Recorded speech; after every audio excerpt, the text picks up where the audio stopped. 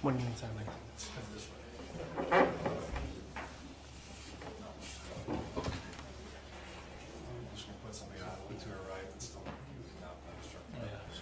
So she wants it on an angle like this, you mean? I think like that. And then she's gonna be like sideways here. Yeah, it's gotta come this way too. It's hidden some. Good or more? Probably more. A little more. Oh.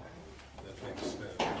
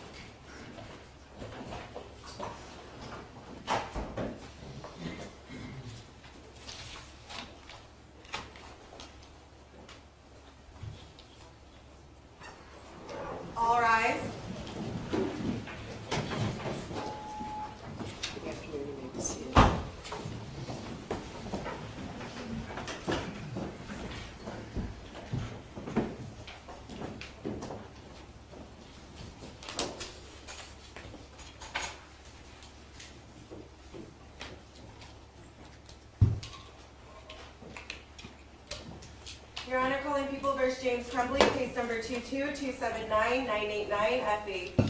Thank you, Mark Keast on behalf of the people. Karen McDonald on behalf of the people. Good afternoon, Your Honor. Marielle Lehman on behalf of James Crumbley, who is standing to my left.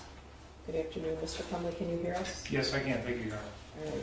Are you ready for the jury? Yes. We are, Your Yes, Honor. yes. All right, we'll bring them in.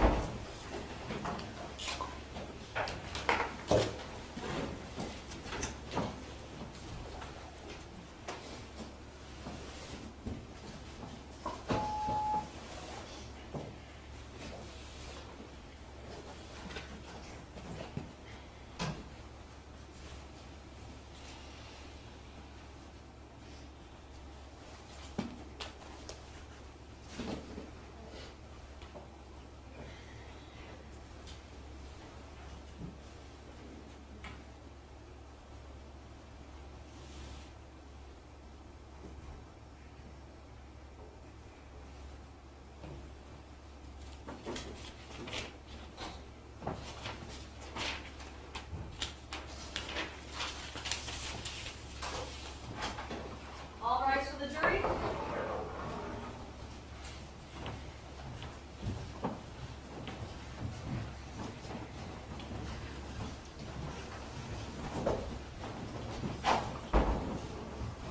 Good afternoon. You may be seated.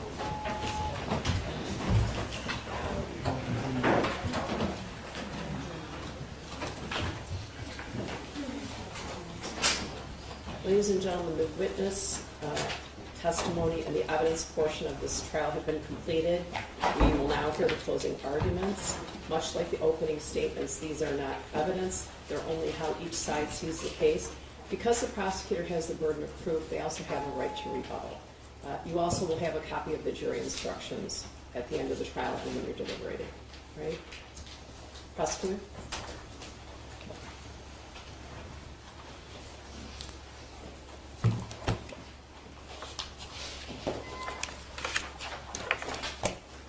Good afternoon.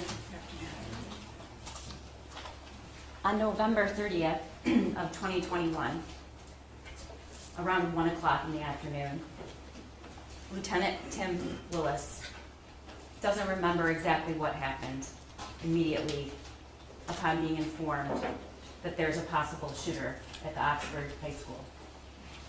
Doesn't really remember who he called or how he got down in the elevator, but he remembers one thing. Whoever he called, the first thing the caller said was, "It's real." Doesn't really remember the details on how he got there that day. But he did tell you that of all the first responder scenes he's ever experienced in his 20 plus years of being in law enforcement, this was the largest and most serious by far, and the second, what didn't even come close. Ed Wagrowski, who is now works for the Secret Service, but was worked for the Sheriff's Office in the Computer Crimes Department, told you that he went so fast that he could barely keep his tires on the road. He told you that he will never forget the look on those kids' faces because they looked like zombies.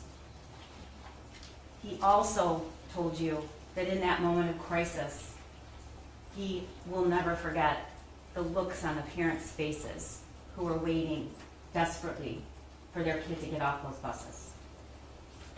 Molly Darnell, a seasoned teacher who had years and years of training on what to do in an active shooter situation, she told you that even though she locked eyes with James Crumbley's son when he fired his SIG 9mm at her and hit her, she still couldn't believe she was shot.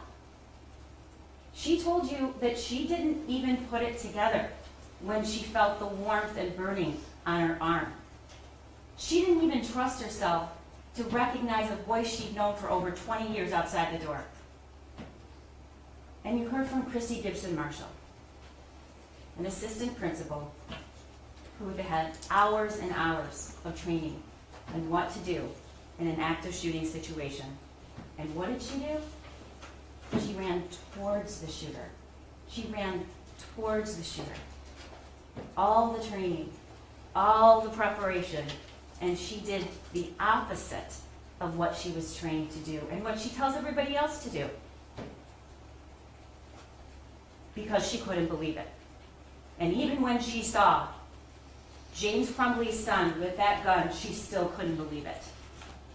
But she wasn't going to leave because Tate needed her help. All four of these individuals trained for years and years and years. Law enforcement, what to do in an active shooting situation. Yet, all four of them, as experienced and trained as they were, had no idea how to accept the reality that this was happening. Which is why Lieutenant Willis remembers it's real. Ladies and gentlemen, those four people, they were adults. Those four trained, experienced people were adults.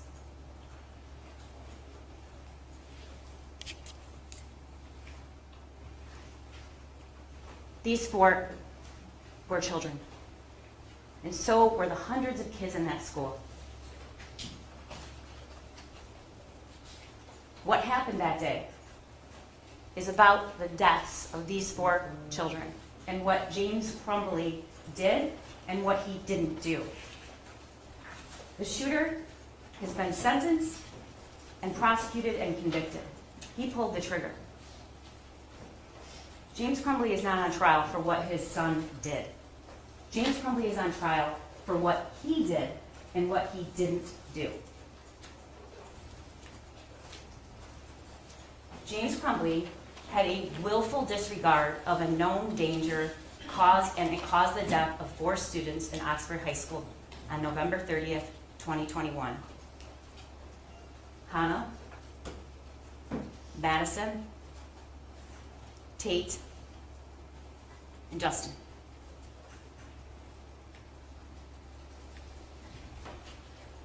I'm going to spend a few minutes on the law, but the judge is the authority on what the law is, and she's going to instruct you what the law is.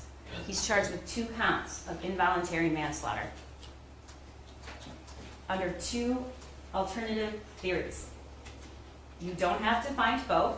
You don't have to agree on both. You can agree on both, but either one is the only thing necessary to return a verdict of guilty. The first is that there was gross negligence in the performance of a lawful act, and that the defendant caused death, and in doing the act that caused death, he acted in gross negligence. And then the second is his failure to perform a legal duty, and that he knew about the facts that gave rise to the duty, and he willfully neglected or refused to perform that duty, and he failed to perform it, and it grossly negligent to human life. And that the death of the victims were directly caused by defendant's failure to perform this duty. 4 counts of involuntary manslaughter for children who were killed. There can be more than one cause of death. James Crumbley doesn't get a pass because somebody else also caused the death of these 4 kids. And the judge will instruct you on that. It's not enough that he just made it possible for the deaths of Madison, Tate, Hannah, and Justin. You must find beyond a reasonable doubt that the deaths were the natural or necessary result of his acts or failure to act. You heard the evidence about how each of those kids were killed. And as previously noted, there can be more than one cause of death. In order to find that the death of Madison, Tate, Hannah, and Justin was caused by the defendant, you must also find beyond a reasonable doubt that his son's act of shooting someone was reasonably foreseeable. Not that he knew his son was going to kill 4 people. That is not what I have to prove. just that it was reasonably foreseeable. What's gross negligence? It's more than carelessness. It's willfully disregarding the results to others that might follow from an act or failure to act.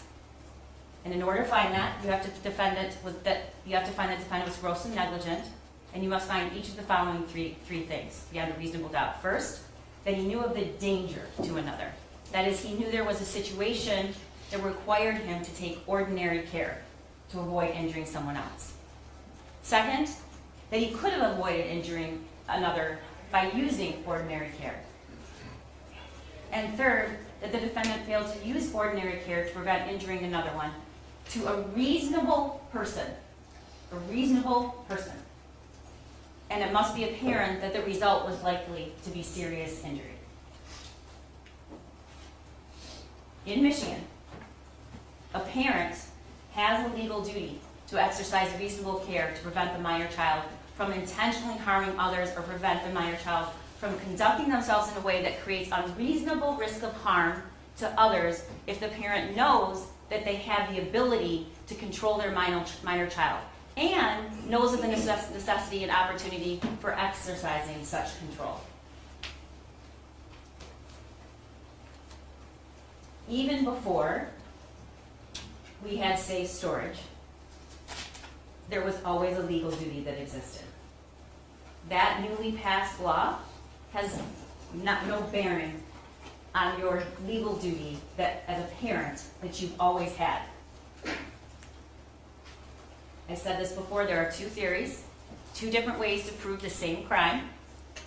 If proven, one of these, both of them, are sufficient to establish the crime of involuntary manslaughter. And again, it's not necessary that you all agree on which theory has been proven, as long as you agree that the prosecutors proved at least one of those theories beyond a reasonable doubt.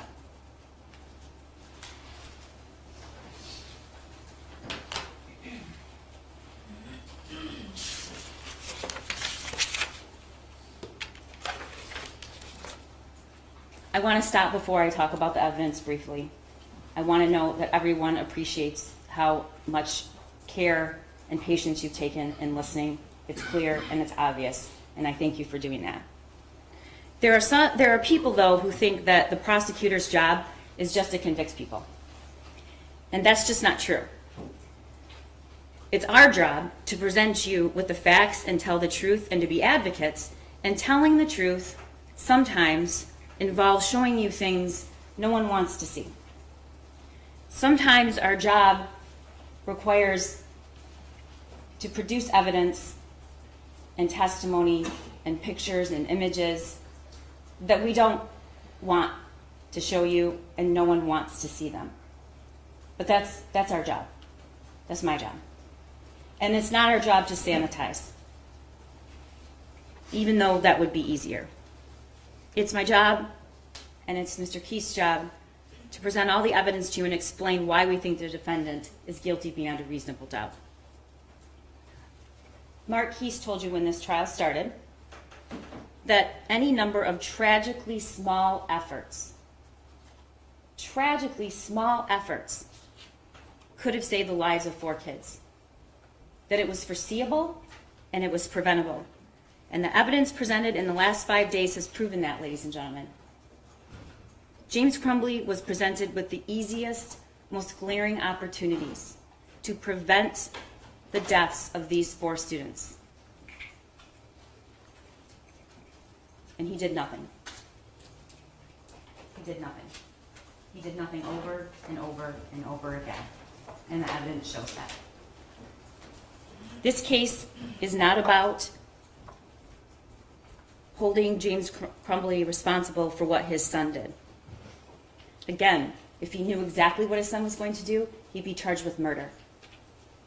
It's about his legal duty and his failure to perform it, or to perform it in a negligent way. You heard the testimony of Molly Darnell. She told you that the first thing she saw when she looked through the window and saw the gun being raised towards her was that there was no orange tip, which she had learned previously, she doesn't remember where, meant it's a real gun. that he aimed the gun at chest level and he locked eyes with her, and the bullet landed 6 inches from her heart.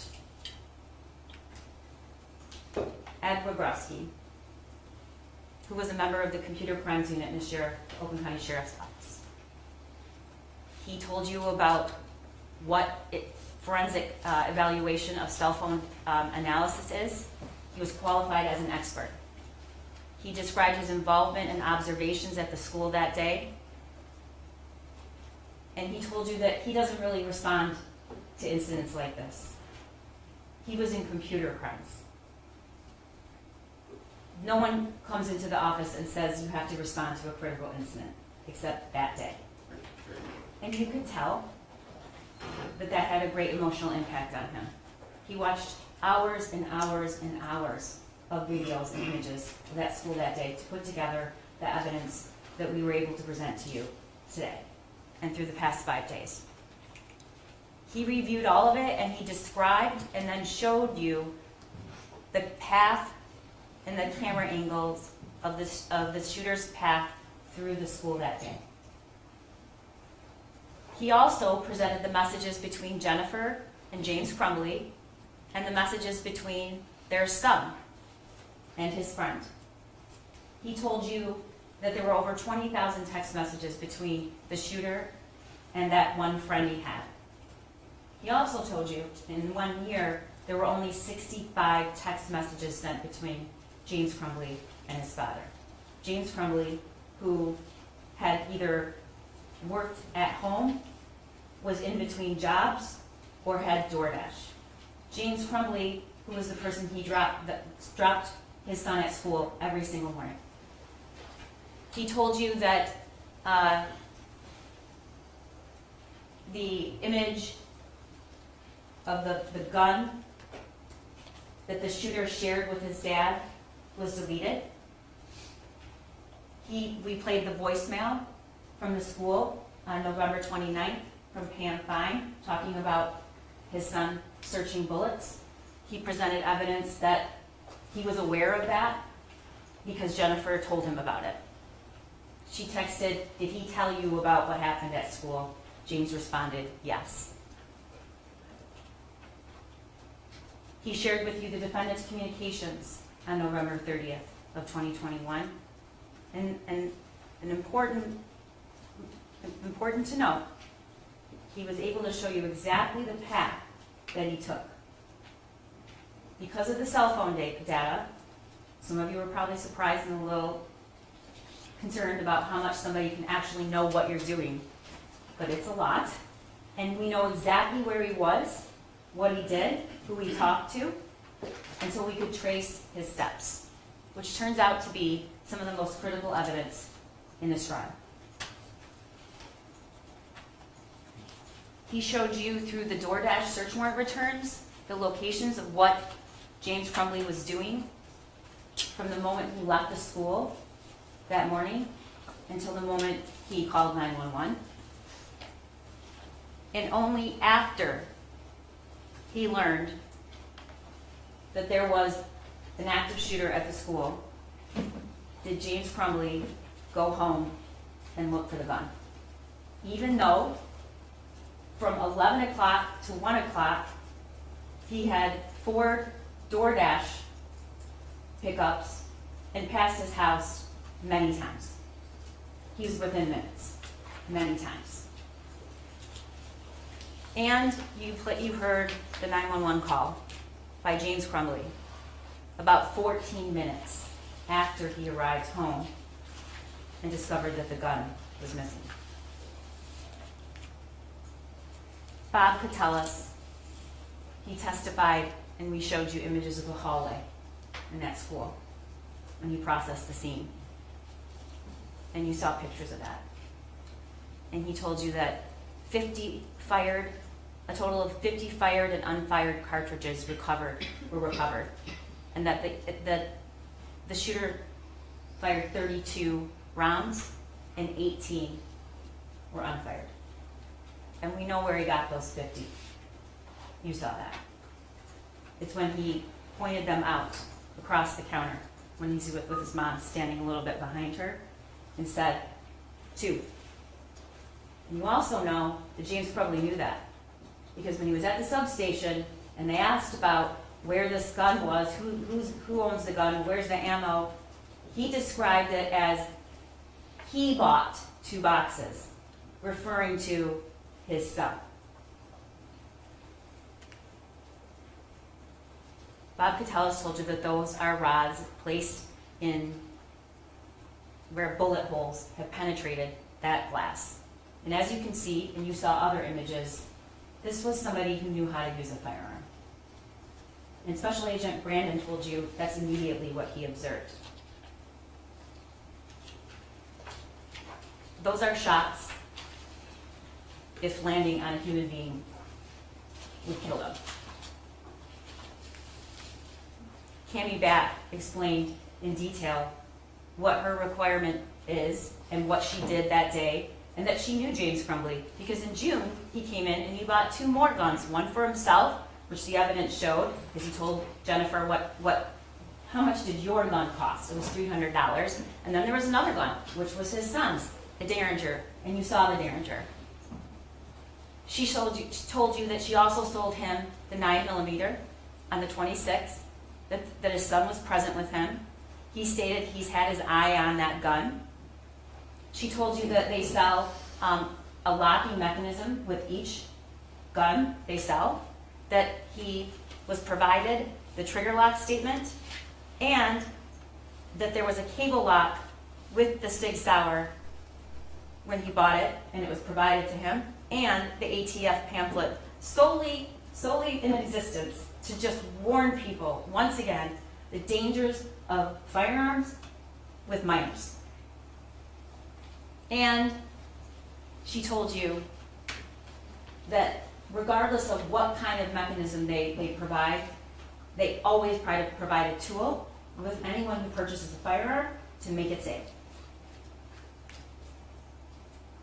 Sergeant Joe Bryan testified and introduced the video, the recorded statements of James in the substation. James' statements indicate he knew that his son had only one friend and that he left abruptly. He referred to the math worksheet that morning as some doodling on a paper. But that was after the shooting. Before the shooting, we know that he texted Jennifer Crumbley, WTF, when he saw it. Now he's downplaying it. It's just doodling. When asked how many rounds, he corrected Jennifer and indicated there were a box of 50 rounds that he bought his son. When asked where the gun was, James responded, it was hidden in an armoire in the case, and the bullets were hidden in a completely different spot underneath some jeans. We're going to get to that. What James didn't say that day, no mention of any lock. No mention that the school wanted them to get their son help that day, and then when they couldn't, within 48 hours. And here's something you never hear him say. You hear him say the gun was hidden. You hear him say that there was some doodling on a paper, that he was a perfect kid. But here's what he never says. He never says, I don't know how we got it. Never said that. He never says, it was hidden. I have no idea. I can't imagine how he got a hold of this gun. Never mentions that. 4 kids just died. Your son's in custody because he committed a school shooting, and not once do you say, how did he get the gun? And you know why he didn't say it? He didn't say it because he already knew. He knew his son had access to the gun.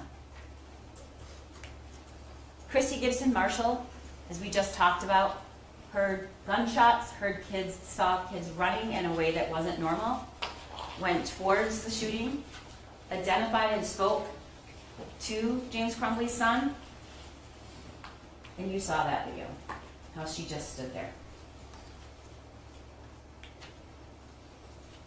Sean Hopkins. Sean Hopkins was a counselor. He testified that the shooter was looking up bullets the day before. He was aware of that. That morning he was told he was watching violent videos. And he told you that even in a 20-minute period of time, he was concerned enough to call parents and ask them to come to school right then. He told you that he said he needed help right away. He wanted them to get him some help right away. He told you that he was very concerned about the images, but his main concern was for the safety of the shooter. He told you he didn't want him to be left alone. And he said in that meeting, he never received relevant information from mom and dad. It was short. It was a very, very small period of time for a meeting that takes place when you have to come from your work. James was at the barn at the time. Go to your son's school. They were in and out of there in a very short period of time. He testified, they said that just couldn't happen today. They had to work. Now, you've heard the testimony. You know what James Crumbley was doing as employment during that time. And defense counsel and I agree. That is a worthy endeavor, being employed regardless of how you choose to do it. But what's important to note is that DoorDash is not something that you can create your own hours. You can work when you want. It's not compulsory. You can work on the weekends. You can work anytime. Nick Ejak, as the Dean of Students, testified that he was also at the meeting and that James Crumbley seemed irritated. And that at the time they knew only a fraction of what was going on. No one told anybody at the school. They just purchased him a gun. Nobody, neither one of them. James Crumbley didn't say, you know what, we had this fight before. They mentioned about the fight the night before about grades, but didn't really discuss it as a big deal. Didn't really discuss the gravity of what it was like for his son, who had one social connection to the outside world, and that person abruptly left with, and that his son found out because he just stopped texting him back. And that he was obviously so concerned and upset that he communicated that to his father because his father reached out to the friend's father. He didn't say that. He didn't say that the weapon wasn't secure. He didn't say that there had been signs that something wasn't right. Now, you may not like what the two people who were employed by the school and had contact with the Crumbleys that day did. You may not like it. I don't like all of it either. But my job isn't to present to you the evidence that just looks good for my case. My job is to present evidence to you, all of it, because this is about the truth. But he doesn't get a pass because you don't think the teachers did enough. He doesn't get a pass for that. And the blame shifting is only meant to send a message, I'm not accountable here at all. Even though I bought the weapon. Even though I didn't secure it. Even though I never got help from my son. Even though I could have taken him that day. Special Agent Brandon testified where he was when he heard about the shooting, what he did when he got to the school, how he traced the gun, how he found out who owned it. He watched the surveillance. He noticed a couple things that were really concerning to him. One, it was somebody that was proficient with a firearm. He did what's called a combat load, which is unusual. The way his stance was, the shot he took that killed Tate. This wasn't somebody that wasn't experienced with a firearm. And logically, he wanted to know where this person was taught how to handle that weapon, where that minor was taught, that 15-year-old. And he discovered that.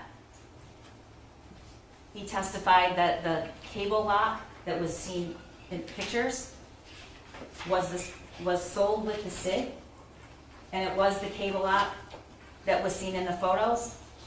And then he testified that they found that cable lock shoved in another gun box in the kitchen in a cabinet behind a door.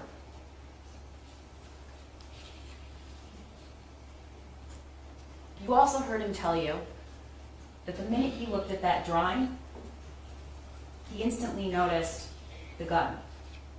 It wasn't just any old gun. It wasn't. And maybe you wouldn't have picked that up. But Special Agent Brandon did. And you know who else would have known? The person that purchased the gun, James Crumbley.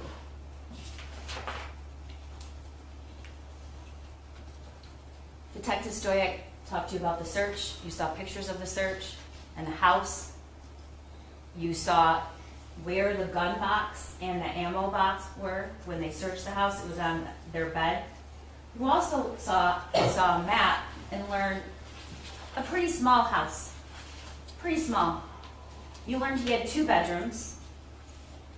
And you learned that in that master bedroom, which was small, there was the bed, some nightstands, and 2 other pieces of furniture. The TV stand, where he found the 2 other weapons that were in a gun safe, a locking mechanism, with the code set to 000, which is the default.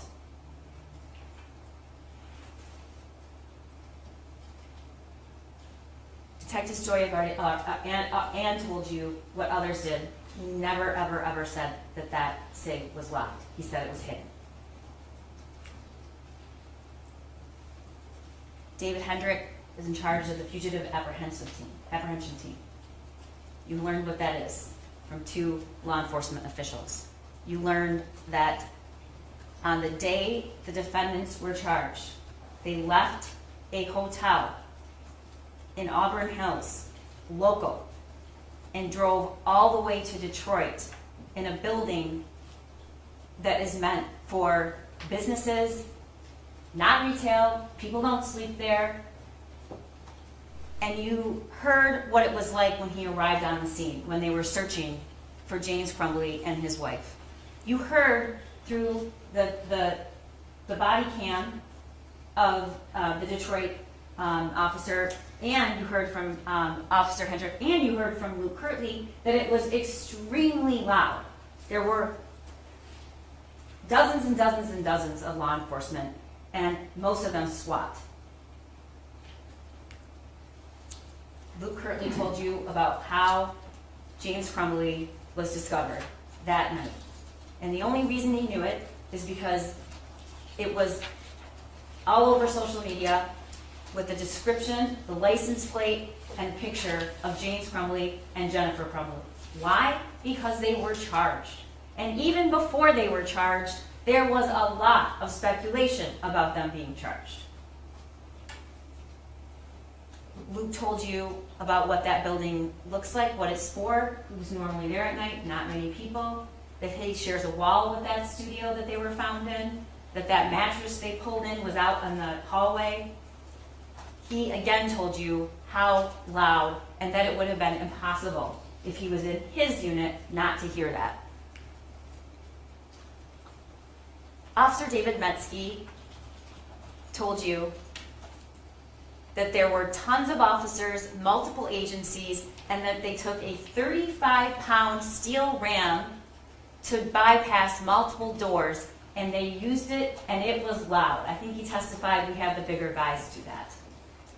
We saw through his body-worn camera the arrest of James Crumbley, who was laying on the mattress and seemed to be wanting to create the impression that he was sleeping. There's a big problem with that. One, we know that shortly after Luke Kirtley went out to see the license plate, that he followed him shortly after, and he was awake. And shortly after that, dozens and dozens and dozens of law enforcement show up on the scene. It's a first floor unit. The windows face that parking lot. Lights and sirens, media were there, yet he's lying on a bed as if he's sleeping. William Creer told you what they discovered. They had bought and purchased, they had purchased items with them, socks, new socks. They had clothing, they had food, there was a whiskey bottle in the trash can, there was ice. But here's the thing that was the most compelling about his testimony. The bag with the 4 phones that were turned off and $6,000 of cash was stored on the other side of the room from the backpack in a lid in a plastic bin with a lid on it.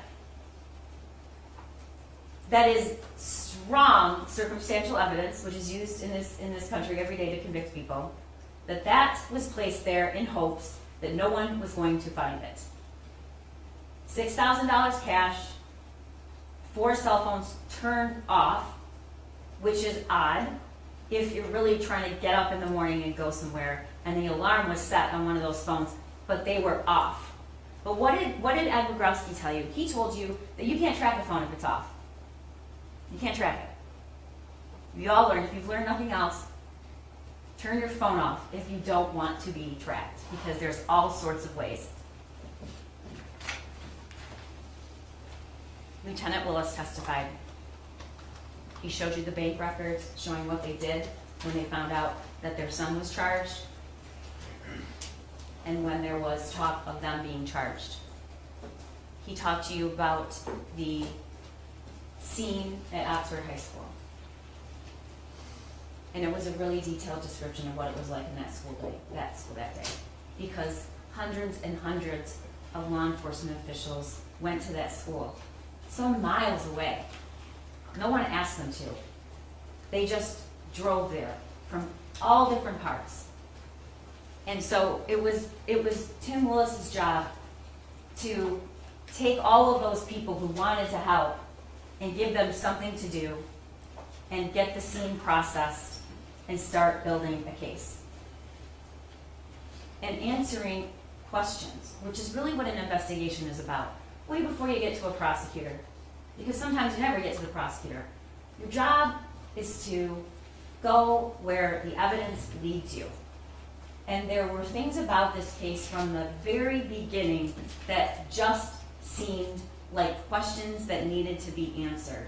And one of them was, that gun was purchased 4 days earlier by James Crumbley, who was the same person who was at the school that day. This is information they're learning immediately. They do a search warrant for the house and for phones, and they find out a lot of information. You saw the video of the shooting. There's a reason we tell the media they have to turn their cameras off. We don't want those images out there. We don't want them to be on the internet. We don't want to encourage another school shooter. And we don't take any pleasure in showing it to you. But it's our job to know the truth and look at it and not look away. He told you how each of those kids died.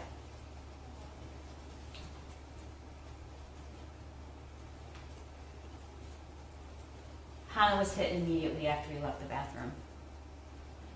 You saw the image and it was described to you. Madison Baldwin didn't run. She crouched down.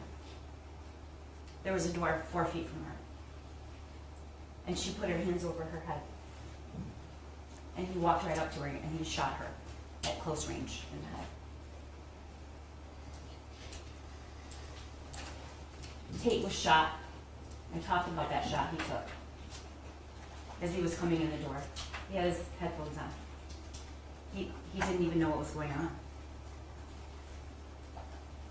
And Justin Schilling was shot in the bathroom after several minutes of being in there.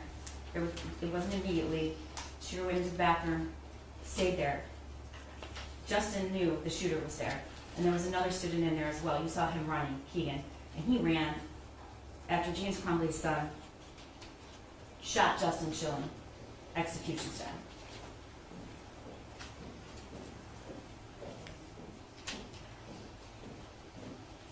Defendant's son had access to and the use of this gun. It was preventable and it was foreseeable.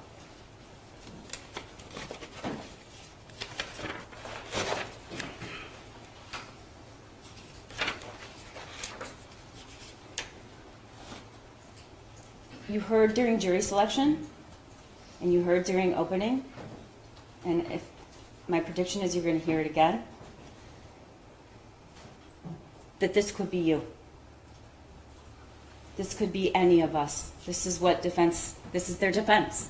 That this could be you if you let your kid drive a car or leave with a sharp object. This couldn't be everybody. This couldn't be the person that takes their kid hunting. This couldn't be the person that buys a gun for their child to use, for their minor child, for their use. That doesn't create a criminal charge, ladies and gentlemen. It couldn't happen simply because you purchased a firearm or simply because you let your kid drive a car. Beware of the claim that this could be you. Beware. It is not the case that finding James Crumbley guilty of gross negligence would result in a criminal charge for every parent who doesn't know what their child is doing at all times. And it is not the case that he was faced with the same normal challenges as parents that we all go through and suddenly found himself in a courtroom being charged with involuntary manslaughter. It is just not the case, and the evidence shows it.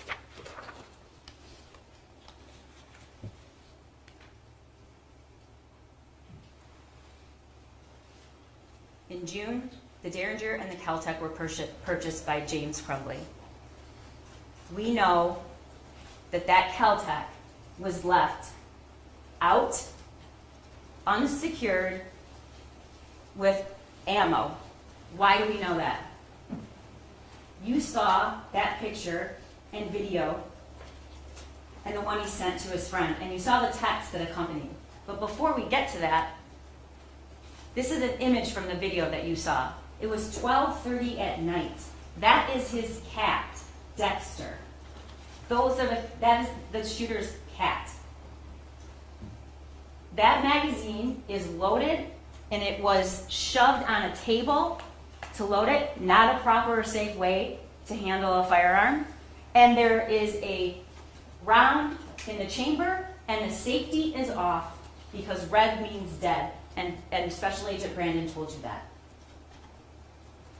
Even if James Crumbley was standing next to his son, that would still be an extremely dangerous way to handle a firearm. But we do know what happened. Because he told his friend when he texted it to him. My dad left it out, so I thought, why not? This is precisely the reason there's a legal duty in the state of Michigan to prevent your kid from harming himself or somebody else. All I need is my 9mm pistol, which I currently am begging my dad for. This is from his journal. First off, I got my gun. It's a Sig Sauer 9mm. Second, the shooting is tomorrow. I have access to the gun and the ammo. I have access to the gun and the ammo. Then we have defendant's own statements. James Crumbley said it's a substation.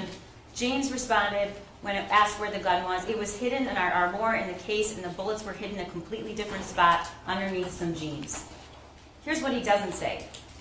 Never claims it was locked, never says it was inaccessible to his son, and again, never says or expresses any surprise on how his son got a hold of it. We know he took him to the range. We showed you videos and images of that. In fact, 8 times we know that happened.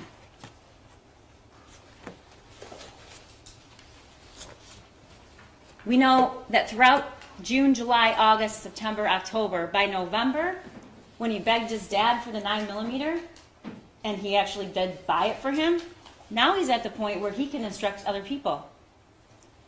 It's James Crumbley's son that knows more about guns and when he takes his mom to the range. And how did he learn? James Crumbley taught him. He didn't take himself to the range with his dad. This is the shooter 2 days, 1 day after the gun was purchased for him. He's packing it up. What don't you see? The cable lock. It's not even in the case anymore. And there it is. That's the cable lock that was provided that day with the pamphlet and with the gun. Just the day before. It's already out of the case. Here's where the other 2 guns were found in that bedroom, in defendant's bedroom, in a safe.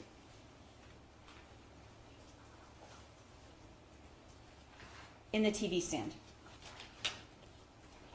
The code was 000. The important thing is that the SIG could not fit into that gun safe. Could not fit it. It's impossible. But the other important thing is you're hearing a claim that James Crumbley didn't think that he had to lock his weapon up. Okay. It's not about whether you locked the weapon. It's about whether you made it secure. And we already know he felt the need and understood his duty to lock the other 2.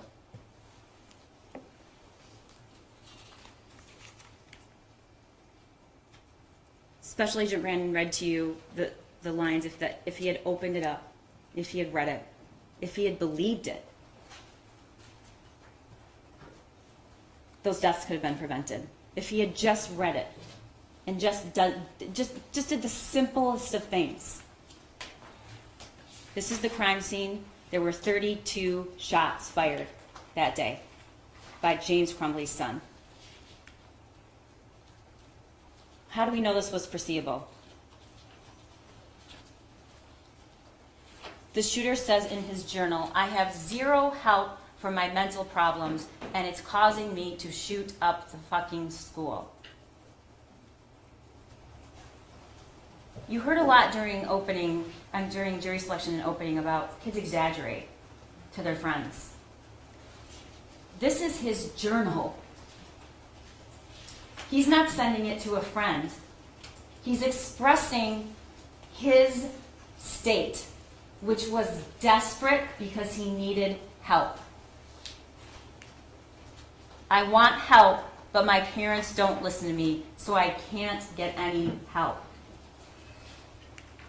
My parents won't listen to me about help or a therapist. I can't even say with a straight face or even find a way to explain the rationale behind a 15-year-old that desperate writing that in a journal because he was exaggerating or lying.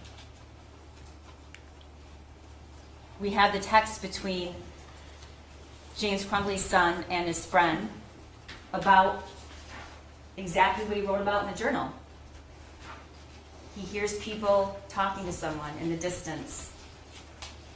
I actually asked my dad to take me to the doctor yesterday, but he just gave me some pills and told me to suck it up.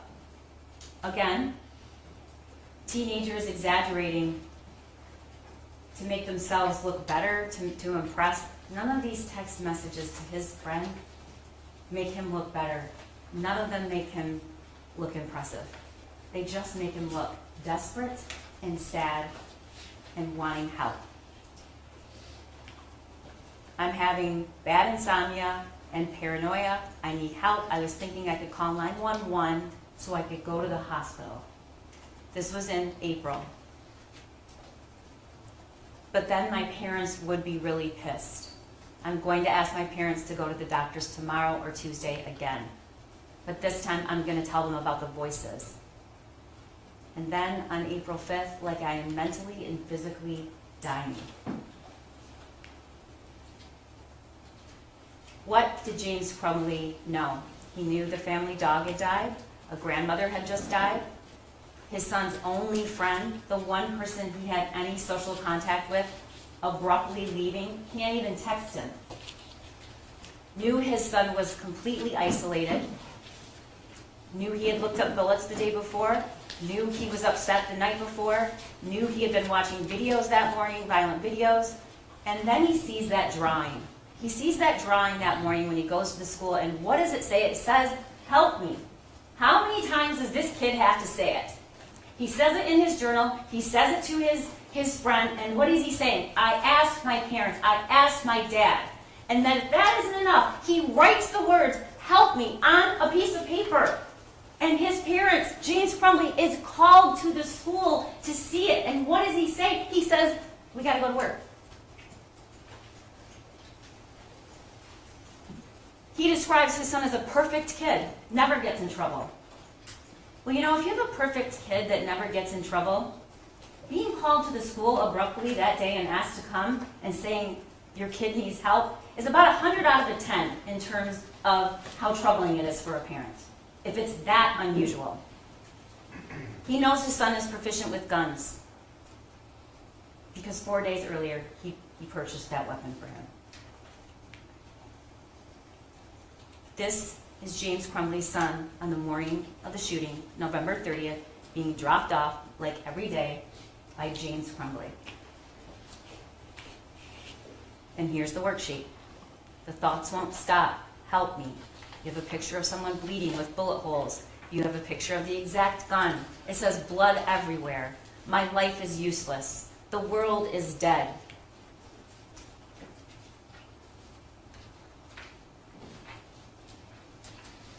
This is the worksheet James Crumbley looked at when it was texted to him.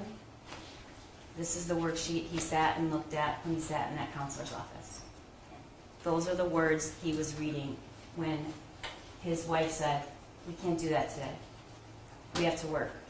And he said nothing. And he leaves with a piece of paper with the names to call. This is what he was looking at. And there's the piece of paper. It took just one tragically small measure of ordinary care to avoid 4 deaths.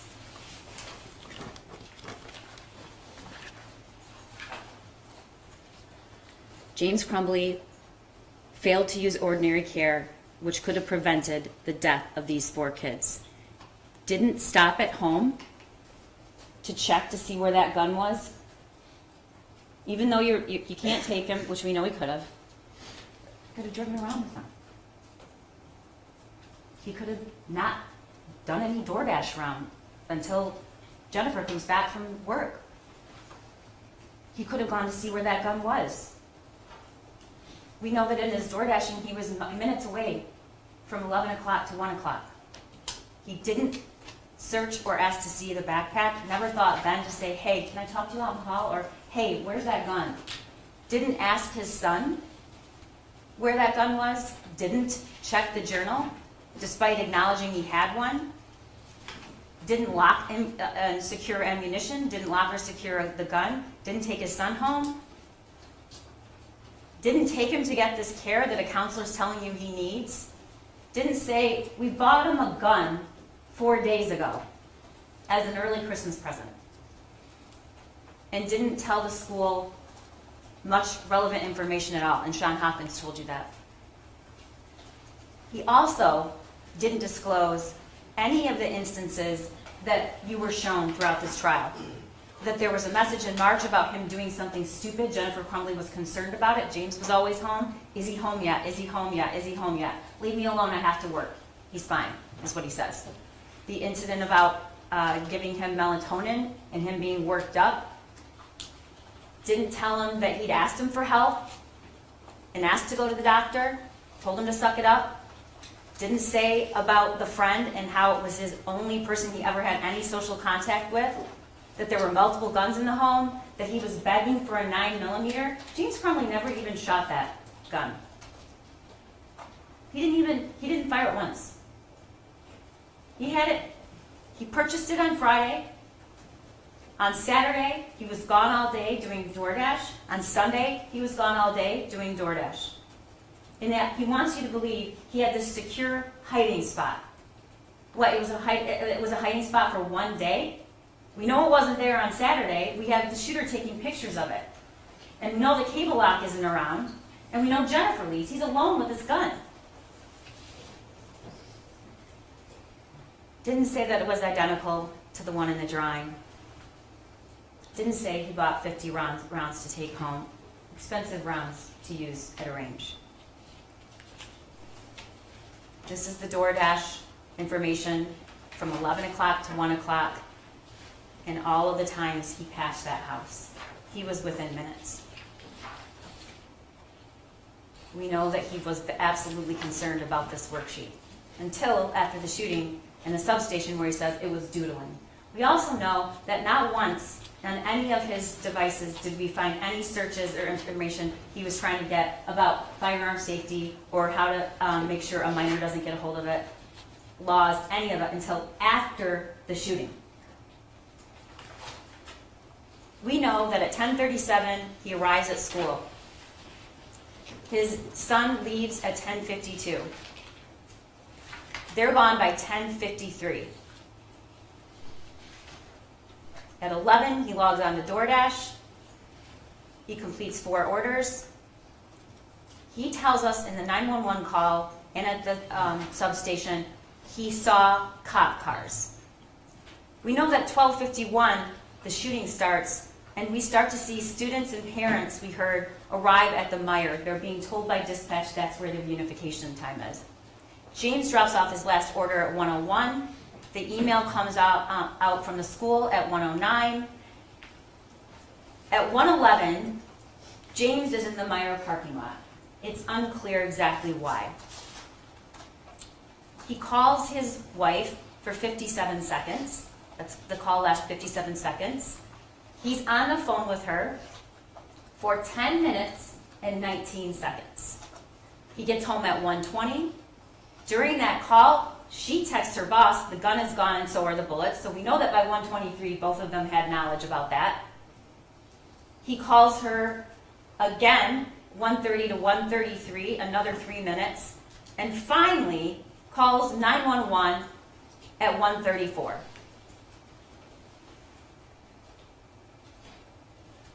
There were 1,800 students in Oxford High School. There was one parent who suspected their son was the school shooter. And it was James Crumbley. You know what that's called? It's called foreseeability. That's what that's called.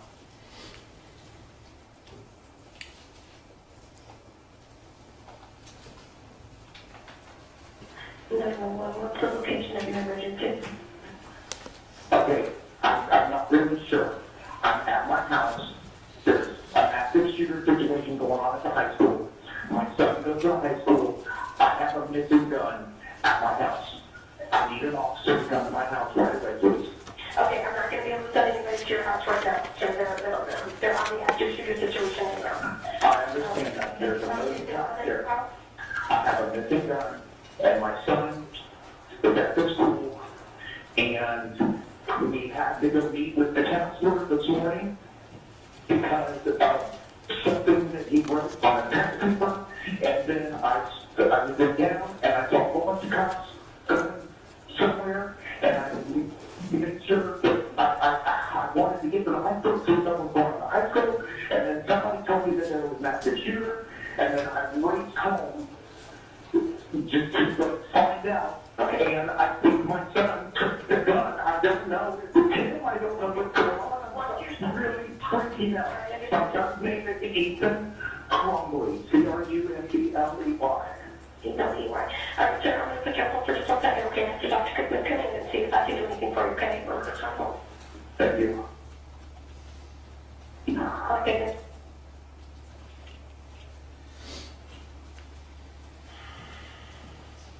You just heard this. I have a missing gun. My son is at the school, and we had to go meet with the counselor this morning because of something that he wrote on a test paper. And then I saw cops going somewhere. I wanted to go to the school, see what was going on.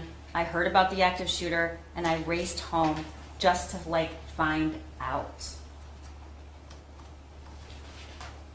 we don't have to discover or argue about whether or not he was put on notice that something was really, really wrong. He says it. He says it. He calls and he says, because of this meeting at the school, and because I have a gun, I went home to look for it when he heard about the shooting. So the question of whether or not that did concern him, it's not a question. We know it concerned him because he said it. And then at the substation, and this is what he says, and somebody said there was an active shooter, I immediately freaked out because the situation. And after I saw all the cops, after I found it was an active shooter that went on this morning, and after what went on this morning, what's he talking about? He's talking about the meeting and the words on the paper. It says, help me, blood everywhere, with a picture of the gun he bought him. So I raced home and I found the gun missing. We went into detail about what James Crumbley and his wife did after they thought they might be charged with a crime. And the evidence clearly shows what they didn't do. They did not turn themselves in. They did not make sure that they were in the area. They withdrew $6,000 and they went to Detroit and turned the car around so the license plate is not facing, and didn't go out and buy that stuff themselves. They sent somebody else. And lastly, defendant conflicts his own statements. At the substation, the drawing was doodling. When he receives it from his wife, he's concerned, my God, WTF. He says at the substation, I immediately raced home and found the gun, and that's when I called you. I called you guys right away. It was 14 minutes after he got home. You think your kid has this gun, you know he does. You know he's really upset, you know the words he wrote, you suspect he's the shooter, and you wait 14 minutes to call 911? He doesn't know when the shooting started or when it ended. I think he owed something to the parents and the kids in that school to at least try, once he did figure out that the gun was gone, which any reasonable person would have known. But why lie and say you call right away? You called after a 10-minute conversation with your wife. At the substation, he's a perfect kid, doesn't get into trouble, yet he was looking up bullets. And yet they were called to the school and the drawing. He doesn't say that, or what the drawing was really about. It's a downplaying situation. And then he says the gun was hidden. And again, never once. I don't know how he got it. Never once says that.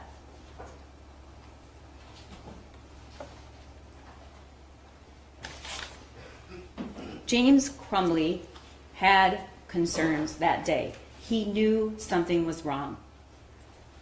He said it in his own words. And we know that because of what was on the drawing, and we know that because we know what his response was when he received the drawing. He kept those concerns private that morning. But he didn't just fail to inform the school. He failed to act. James Crumbley failed his son in a tragic way. You're not going to hear me say that's not true. But he didn't just fail his son. He failed Hannah. He failed Madison. He failed Tate. And he failed Justin. He failed to perform his legal duty to prevent these kids from being killed. And he failed their parents, too. And I ask that you find him guilty. Thank you. Thank you, Prosecutor. Ms. Lehman? Yes, Your Honor.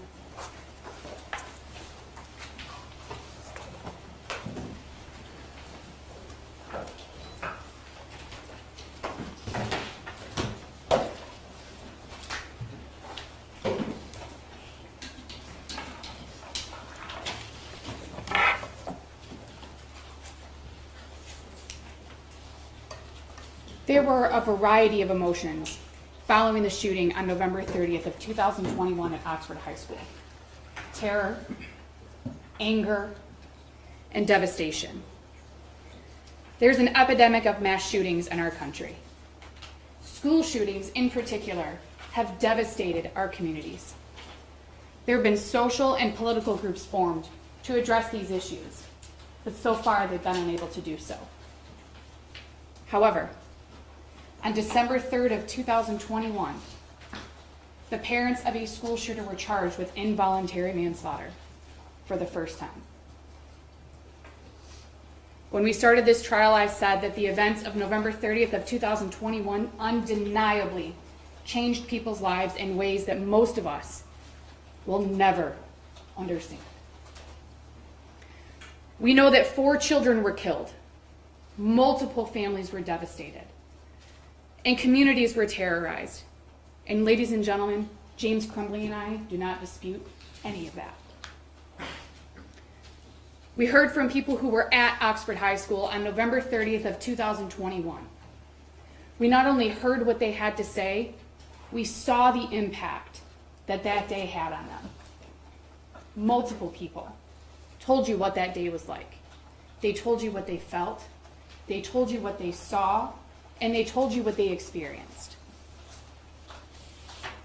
You were also shown videos of what happened inside of the school on November 30th of 2021. We can agree that you all heard a lot about what happened inside of Oxford High School on November 30th of 2021 through videos and testimony. This case is not about what happened inside of Oxford High School. This case is about what happened outside of Oxford High School. This case is about what James Crumbley knew on and before November 30th of 2021.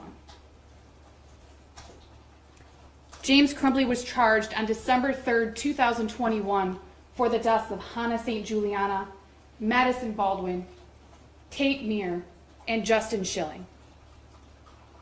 As you've seen throughout this trial, the charges and allegations against James were based on assumptions and hindsight about James and his knowledge about his son, who we've referred to as either his son or the shooter.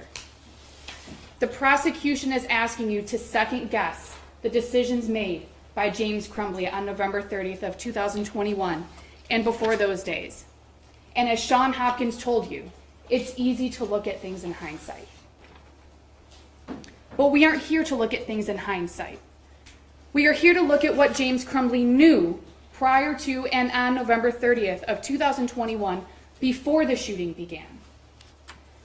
You heard no testimony and you saw no evidence that James had any knowledge that his son was a danger to anyone. You heard no testimony and saw no evidence that James Crumbley knew what his son was planning. You heard no testimony and saw no evidence that James Crumbley was aware that his son knew where the firearms in the home were hidden. You heard no testimony and saw no evidence that James Crumbley was aware that his son had obtained access to those firearms and had handled them unsupervised. Still, the prosecution wants you to find that James could foresee that his son was a danger to others, and that James acted in a grossly negligent manner or breached a duty that he owed to other people, despite having no information at the time. You obviously know that the defense has no duty to present a defense. We talked about that during jury selection. The judge will give you instructions on that and the law on that. But we did bring out more information so that you all had a more full picture, a more complete picture of what happened in the days leading up to November 30th of 2021, and even on November 30th of 2021. But in the end, if you have any questions, if there's anything that you're unsure of, if there's anything that you're wondering about, the prosecution was the only one that had a burden of proof. when it comes to burdens of proof in this country, beyond a reasonable doubt is a very, very high burden. In civil cases where people sue each other for money, the burden of proof is 50-50. Preponderance of the evidence, whether or not somebody gets money and somebody has to pay money. In cases where the state wants to take your child due to abuse and neglect, it's clear and convincing evidence, a little bit higher. Beyond a reasonable doubt is the highest burden in our country, the highest burden of proof as it relates to criminal prosecutions. Judge Matthews is going to instruct you that reasonable doubt is just that, a doubt based on reason and common sense. It can be based on the evidence, or it can be based on the lack of evidence. When it comes to reasonable doubts, you can have 1 or you can have 10. You don't have to have the same reasonable doubt as your neighbor. What matters is that if a juror has a reasonable doubt, then they must vote not guilty. You can believe that if the prosecution had evidence that James Crumbley knew that his son was a danger to others, you would have seen it. Especially if James knew what was inside of that journal. We've heard about the journal. If James knew what was in that journal, the prosecution would have told you that. If James knew that his son had gained access to his firearms, the prosecution would have told you that. You definitely would have seen it. And the fact that you have not seen any of that evidence can be your reasonable doubt. You can also believe that if the prosecution knew that James Crumbley knew that his son knew where the firearms were stored, the prosecution would have told you that. You would have heard about it, but you didn't, because James didn't know. He didn't know that his son knew where those firearms were. Absence of evidence that James knew that his son had learned where those firearms were can be your reasonable doubt. Also, if James had violated any laws as it relates to storage, specifically gun storage, you would have heard about that, but you didn't. In fact, you heard from ATF agent Brandon, who told you there are multiple ways to store a firearm. Multiple ways. You can use a safe. You can use a cable lock. You can use a trigger lock. You can store it unloaded with the ammo separately. You can store a firearm in any number of ways. That came from ATF agent Brandon. Those were his words. If the prosecution had evidence that James knew that his son was accessing firearms without his permission, not that his son was accessing them without his permission, that James knew that his son was accessing them without his permission, the prosecution would have shown you that. But you didn't see it because it isn't true. James didn't know. This can be your reasonable doubt. Mr. Wagrowski testified that James would have heard his son handling the firearm, the Kel-Tec that you saw the video of, where he sets the Kel-Tec on the table and loads the magazine. He slides the slide forward. He releases the slide forward. Mr. Wagrowski testified from this chair that James would have heard that because of the volume of the sound and because of the size of the home. You all have observed James throughout this trial. You've seen him. Judge Matthews instructed you at the beginning, James is wearing headphones.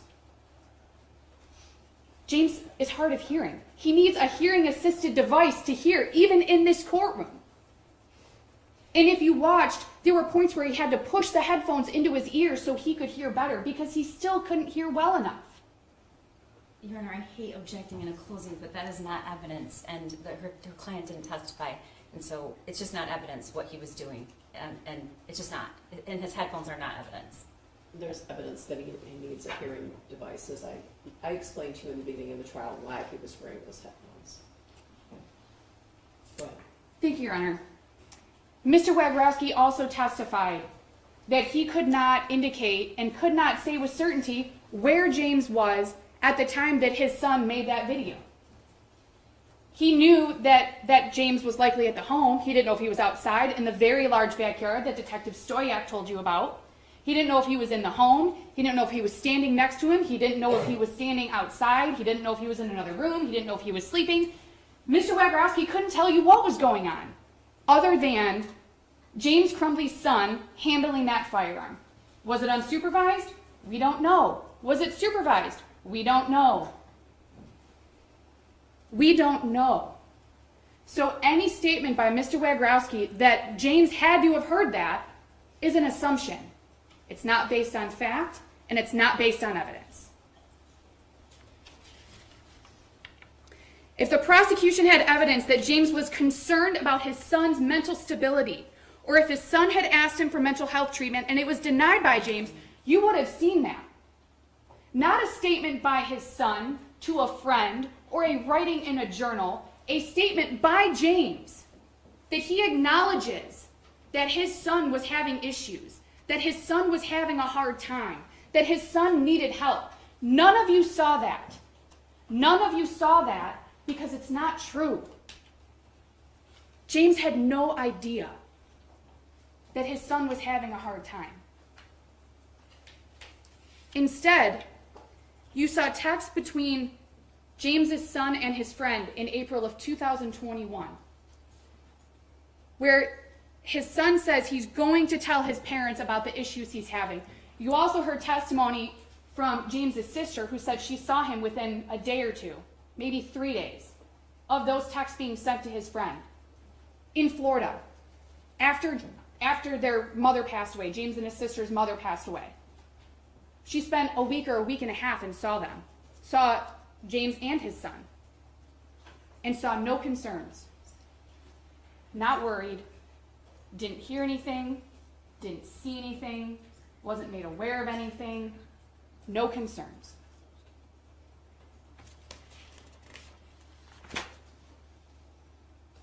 You heard that on November 30th of 2021, James drove his son to school. You saw the video of James dropping his son off. You heard that later when James went to the school with his wife to meet with his son and the school counselor, Sean Hopkins, and the dean of students, Nick Ejak, that James had told them, or that James had had a conversation, that he had talked to his son that morning, told his son he loved him. We just want you to do your schoolwork. We want you to do your best. There was never a conversation about, Dad, I'm having a really hard time. Dad, I really need some help. In fact, there were no concerns expressed whatsoever. James had no knowledge that there was an issue. You also heard Sean Hopkins and Nick Ejak both testify that in the office, sitting in the office, that James sat next to his son, right in front of Sean Hopkins' desk. Sat next to him, went over the piece of the math assignment with him, the drawings, what was on there, that he was caring, that he told his son, you can talk to me. You can talk to other people.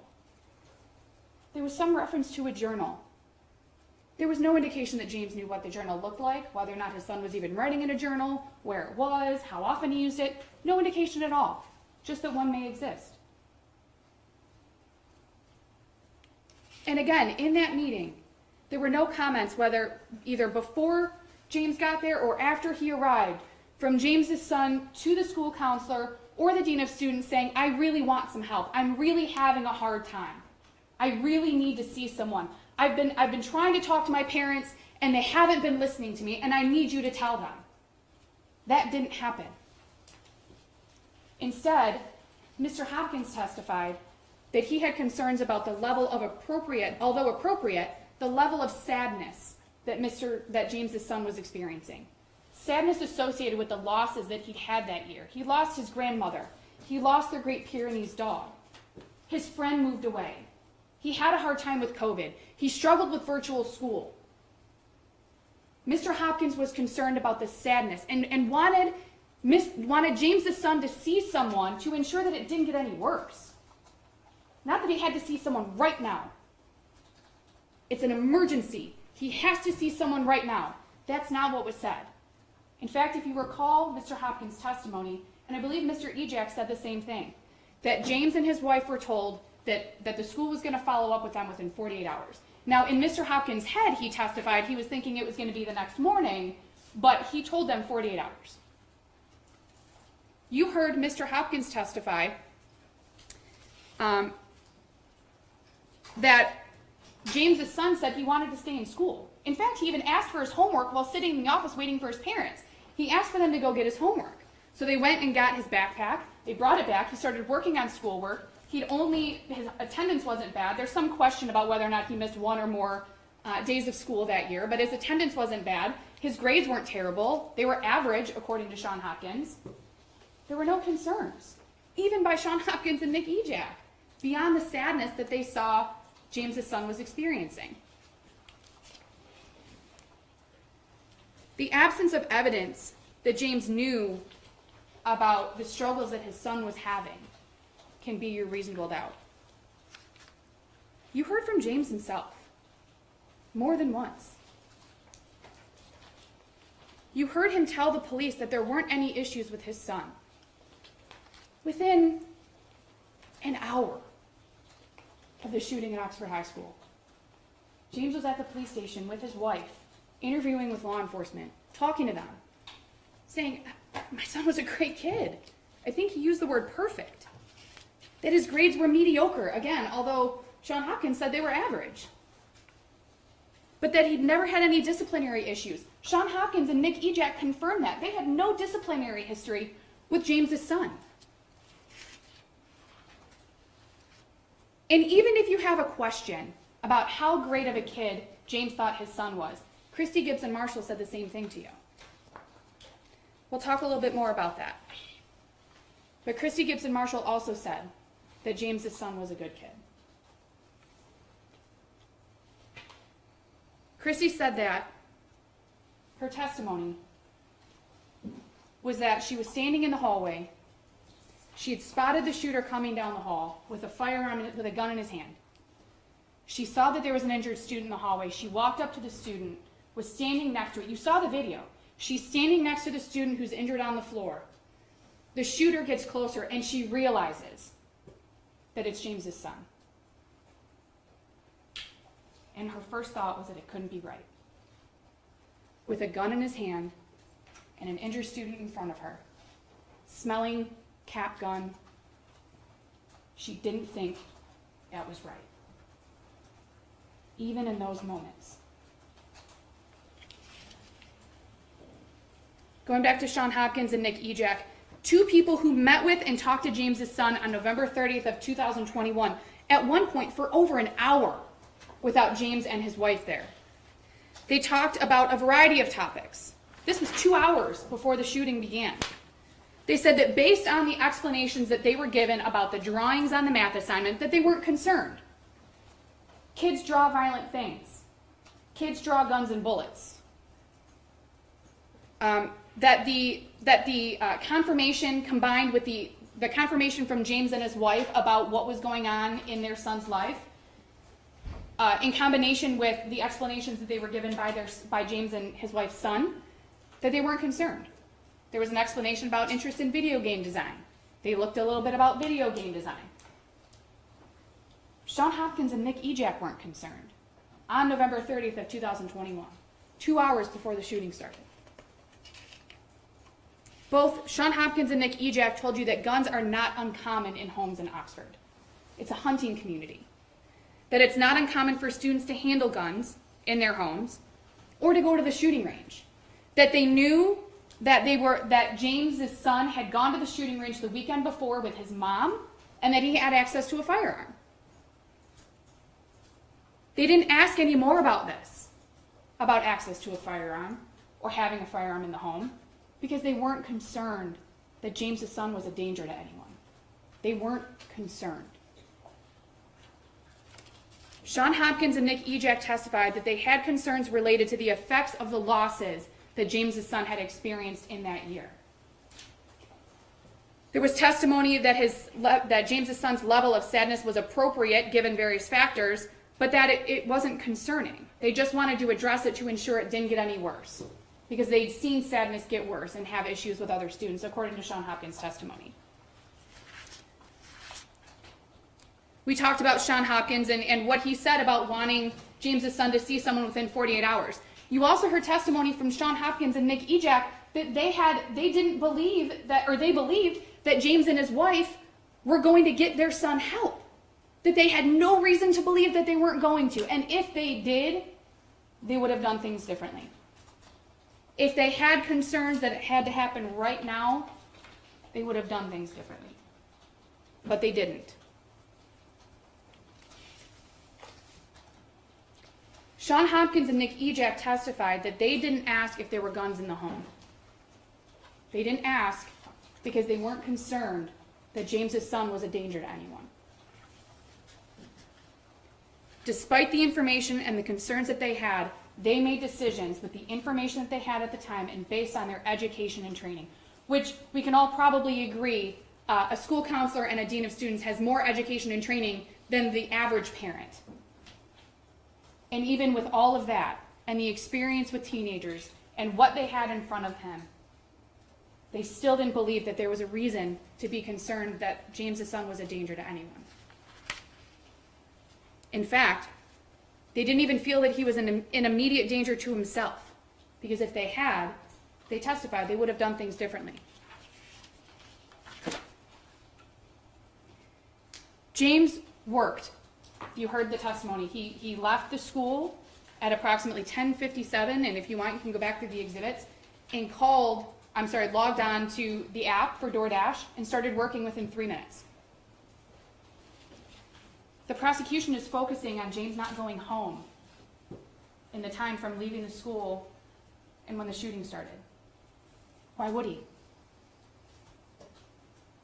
He didn't know. He didn't know what was going on with his son. He didn't know what his son was planning. He didn't know that his son knew where the guns were. And he didn't know that his son had somehow obtained access to those guns. Or a gun. He didn't know. So why would he go home? There was no reason to.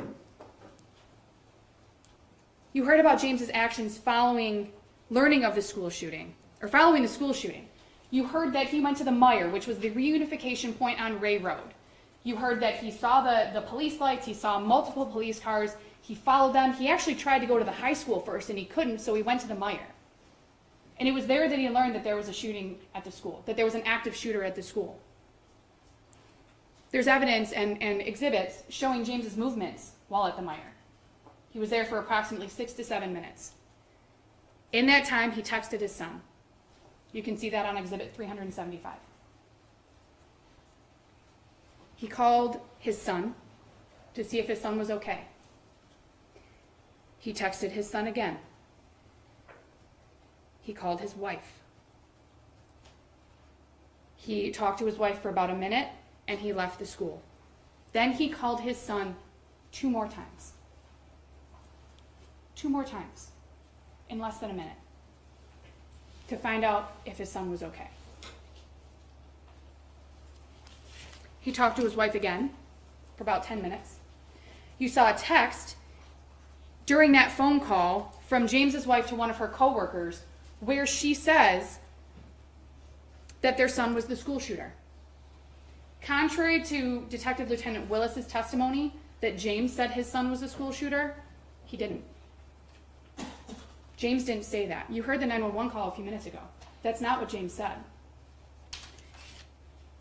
James called 911 at 1:34 p.m. and said that his son was a student at Oxford High School, and that after he'd learned about the school shooting, that James had gone home, he found the gun and bullets missing. He didn't know if his son took it, that he didn't know if it was him.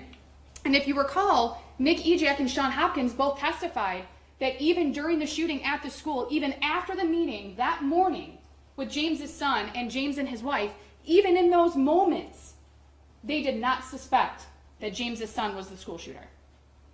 Sean Hopkins testified that he didn't even think that it was James's son who was the school shooter until after he checked attendance, after the shooting had ended, and after James's son had been arrested. You heard James say on the 911 call that he was really freaking out. You've heard that a couple of times from James. And you can listen to that call yourself. It's Exhibit 154. You can almost hear, as James is talking to the dispatcher, how he's looking back at what had happened that morning and trying to piece things together and figure out what's going on. You heard from James 2 more times within hours of the shooting at Oxford High School, once at the substation and once while in the backseat of a patrol car. At the substation, James learned that his son was the school shooter, that he was not injured or anything, that he was in fact the school shooter. You heard James say he was freaking out. He asked for a water. His mouth was dry. He was freaking out. James was emotional. I believe that Detective Sergeant Bryan testified that James was sobbing, that he was crying. You can watch it. You can see how James was reacting in that interview. Detective Bryan said that James was forthcoming, that he was willing to speak with them, even after James's wife suggested, maybe we should get a lawyer. Maybe we should stop talking. James said, no. Let's keep talking. I want to keep talking. It's okay. We can keep talking. And he does. He told the police how many guns were in the home, where they were located, that the handgun that was used by James's son in the shooting was a 9mm Sig Sauer. He mispronounced it. We've all heard that. That it was hidden in an armoire. No one in that interview, neither of those 2 law enforcement officers in that interview said, well, you shouldn't have had it there. Was it locked? How did your son get it? You didn't hear those questions. You heard James tell the police that the handgun was stored unloaded and that the ammunition was stored somewhere else. It was stored separately, under some jeans. Again, those 2 officers didn't say, well, you shouldn't have done that. That wasn't right. Well, you did that the wrong way. Well, that was really irresponsible of you, Mr. Crumbley. They didn't say any of that. The police didn't ask if the gun was locked or in a safe. James clearly told them that that 9mm was hidden. And the police moved on. James talked about what a great kid his son was, about his mediocre grades, but overall he didn't get in any trouble. You watched as James saw his son for the first time after that school shooting. It was a very brief encounter. And you saw as James was leaving that he repeatedly told his son he loved him. Ladies and gentlemen, you can watch that for yourself. It is Exhibit 301.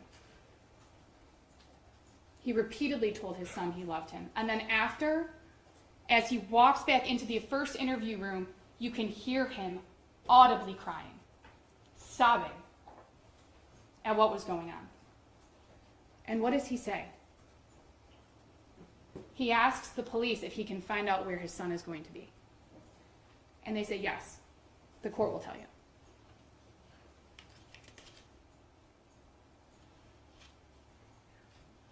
In that interview, you also heard James Crumbley say, I wish we had taken him home. In hindsight, looking back, I wish we had taken him home. James had no knowledge that his son had access to any of the handguns in the home. You saw his son's own words sometime after November 27th of 2021 and before November 30th of 2021. And we know that because in Exhibit 359 on page 22, his son specifically writes 9mm. And we know that there was no 9mm in that home prior to November 26th of 2021. We know that James's son went to the shooting range on November 27th of 2021 with his mom. So we know that that had to have been written sometime between November 27th and November 30th of 2021.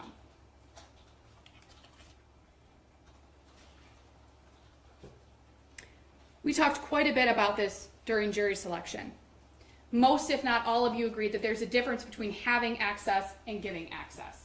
We talked about car examples. We talked about the responsibility in different scenarios, a parent's responsibility in different scenarios. This case is like the first car scenario, where the child takes the car without the parents knowing, takes it out and something happens. This is the first scenario. This isn't the second scenario, where the parents might have suspected that their child might do something. This wasn't the third scenario, where James knew his son was going to do something and just handed him whatever it was he was going to do it with and said, here, take it. This is the first scenario, where James Crumbley had no idea what his son was capable of.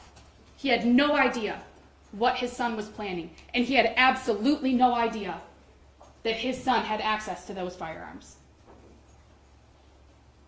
Also, as an aside, if it really were his son's gun, why was it hidden in James's bedroom?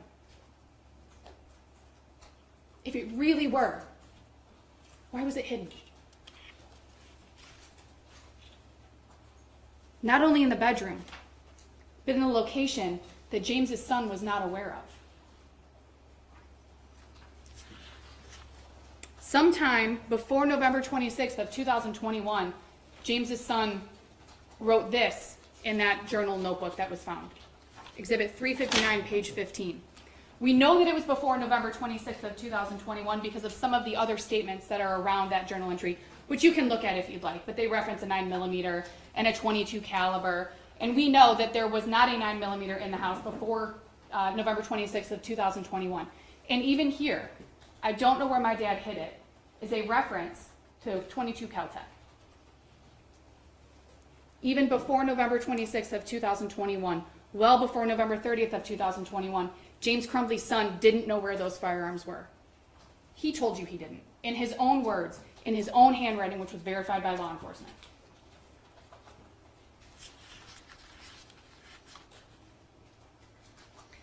There's no evidence that James Crumbley had reason to believe his son would hurt anybody.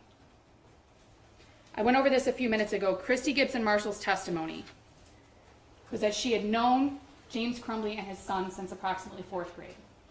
She told a story about James emailing her and asking about getting his son's report card or grades or something along those lines, and she responded and said, "Give him a hug for me."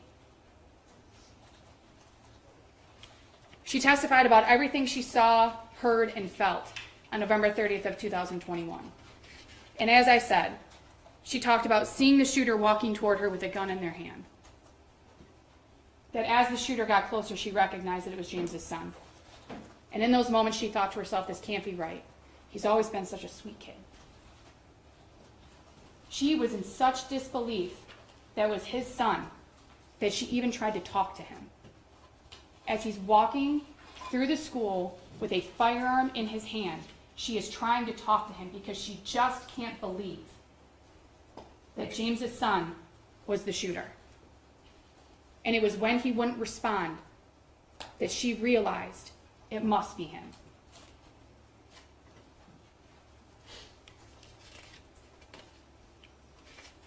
ATF agent Brandon testified there were no laws governing the storage of firearms. We went over this a little while ago. We talked about the various ways that you can store firearms. I outlined a few of them. He testified that people store firearms unloaded and unlocked, which in and of itself is not irresponsible or dangerous in 2021. Not putting a gun in a safe or using a trigger lock alone does not mean that that person is irresponsible. Now, ATF agent Brandon gave you his opinion about what he saw on that math homework. That opinion was given within the last couple of days. And with all due respect to Agent Brandon, his opinion on what he saw is irrelevant. It doesn't matter in this case. What matters in this case is what people thought that math homework showed on November 30th of 2021. And those people weren't concerned. They didn't see what Agent Brandon saw. They saw images that weren't concerning, that are common, that other kids write and draw about. The concern was that he was sad and needed to talk to someone. On November 26th of 2021, we saw evidence and heard testimony that James Crumbley went and bought the Sig Sauer at the gun store. James had been to that gun store on multiple occasions. We heard that testimony from Miss Back, who told you that she recognized him because he'd been there before.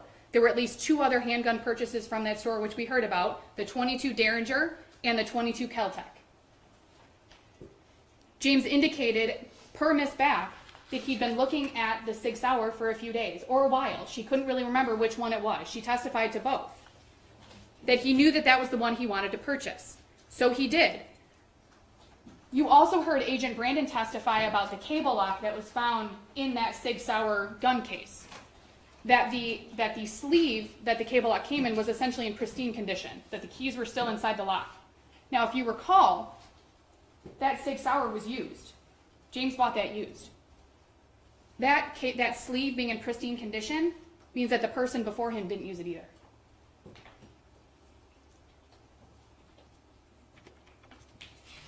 You also heard that James did not purchase ammunition on November 26th of 2021 or at any point prior to November 30th of 2021 for that 9mm.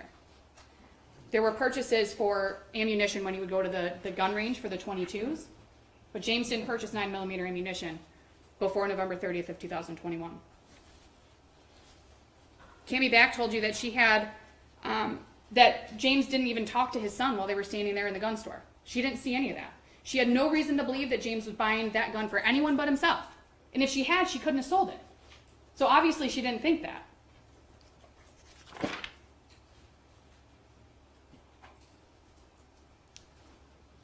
On November 3rd of 2021, James Crumbley and his wife left a hotel that they had been staying in. Well, they had stayed in a couple different hotels, but they left a hotel that they had stayed in after the shooting on November 30th. You heard some testimony, or you heard some information that their residence had been made public, or there was media there, or there were things going on, and you can imagine. I mean, you all can imagine what that was like in the days following the shooting at Oxford High School. You heard Agent Brandon testify today that James and his wife were in and out of that building throughout the day on December 3rd of 2021. You heard testimony yesterday from Detective Willis that they arrived at approximately 11 a.m. and that they were there for the day. They were obviously arrested later that night. But you heard testimony that Luke Kirtley saw at least James Crumbley. You heard that James and Jennifer had both gone in and out of the building. Jennifer is his wife, had both gone in and out of the building throughout the day, various times to smoke, walk out to the car. Sometimes one of them went, sometimes both of them went. December 3rd, 2021 was a Friday. It was a work day. They were in and out. You heard that there were at least 14 cigarette butts found near their vehicle.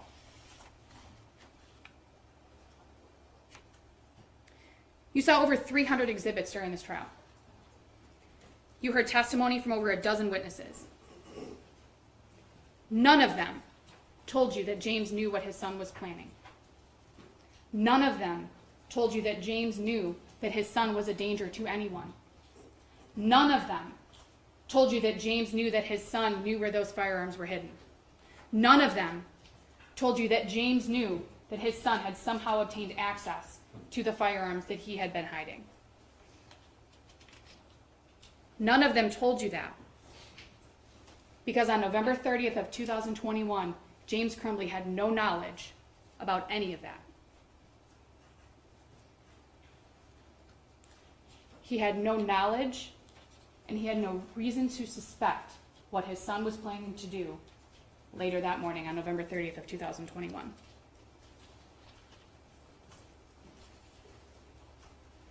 Now, every time I do a trial, I have somebody tell me that they think of a reasonable doubt that I may not have thought of. So, think of your own. You don't have to agree with all of mine. You don't have to agree with any of mine. You can come up with your own reasonable doubt. Based on the evidence that you've seen, the testimony that you've heard, your collective memories, you can come up with your own. You're not limited to what I've come up with, and you can certainly reach your own reasonable doubt conclusions on your own. And as you deliberate, think about the things you did not hear during this trial. Think about the things that you were told you would hear during the opening statements, that you would hear how the shooter gained access to that gun. You didn't hear that. That you will hear from school officials regarding their concerns about the math worksheet. You heard that they were concerned about sadness, not about danger to others. That you will hear that the need for immediate parental intervention was necessary. You didn't hear that. In fact, you heard the opposite. You heard that Sean Hopkins said that James and his wife, that they wanted James and his wife to have their son talk to someone or to at least make arrangements within 48 hours.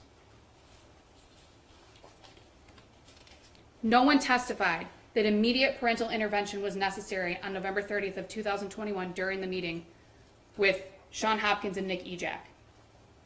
No one testified that there was a need for immediate intervention of any kind, discipline, mental health, or otherwise. You did not hear testimony detailing how the shooter obtained access to the SIG Sauer.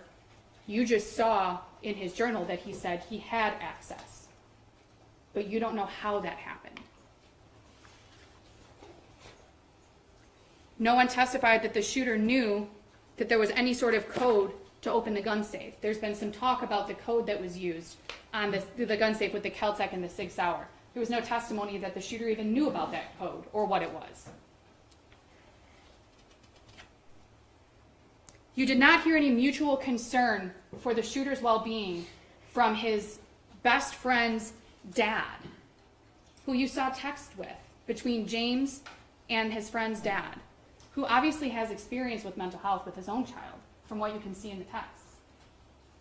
And even that man didn't express any concern for James's son. In fact, on November 30th of 2021, he texted James, said, "I hope everyone's okay."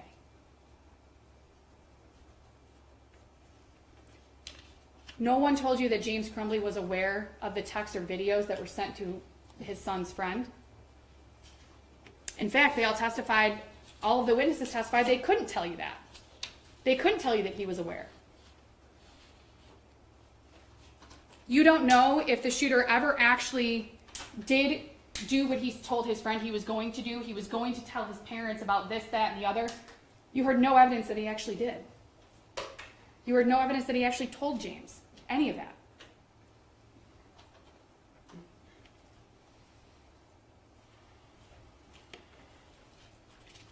And when you go back for deliberations, think about everything that James Crumbley did not know.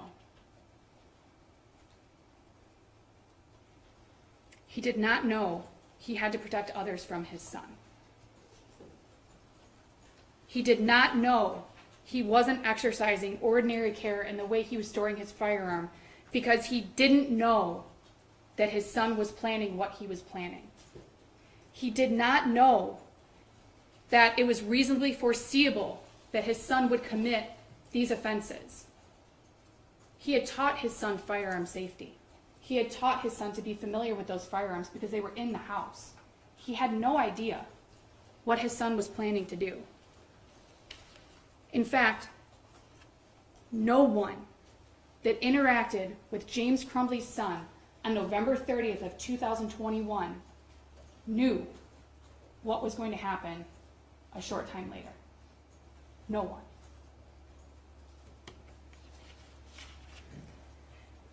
And this is the part of the trial that I dislike the most. The prosecution gets to stand up and make a rebuttal statement, and I have to sit down and I don't get an opportunity to respond. That's how trial rules work. The court has told you that. That's just how it works. But the hard part for me is that every time I hear a rebuttal from the prosecution, I think of all these things that I want to say. Think of all these responses that I can give. So what I'm going to ask you to do, we've gotten to know each other over the last couple of weeks. You've seen how I am in court. You've heard the questions that I ask. So when you go back to deliberate, think to yourselves, what would Marielle say?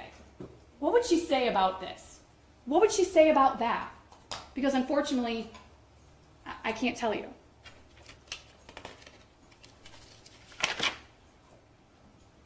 I join with the prosecution in thanking you all for the time and attention that you've paid to this case.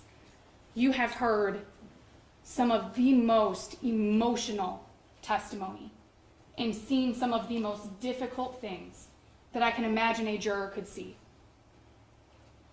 And you likely may not be able to forget it. But what you're all doing in these chairs is of the utmost importance. And I thank you for the time and attention that you've paid. Early on in this case, during our opening statements, the prosecution and I both asked you to follow the law. And I'm going to ask you again, follow the law. The judge will instruct you on what the law is. She will give you very clear instructions. Please, follow the law. Review the evidence. Review the instructions. And follow the law. Because I'm confident that if you do that, each of you will have at least one reasonable doubt. And your vote will be not guilty. And your vote should be not guilty. Not just because you have reasonable doubts, but because James Crumbley is not guilty. Thank you. Thank you, Ms. Lambert. Rebuttal, prosecutor.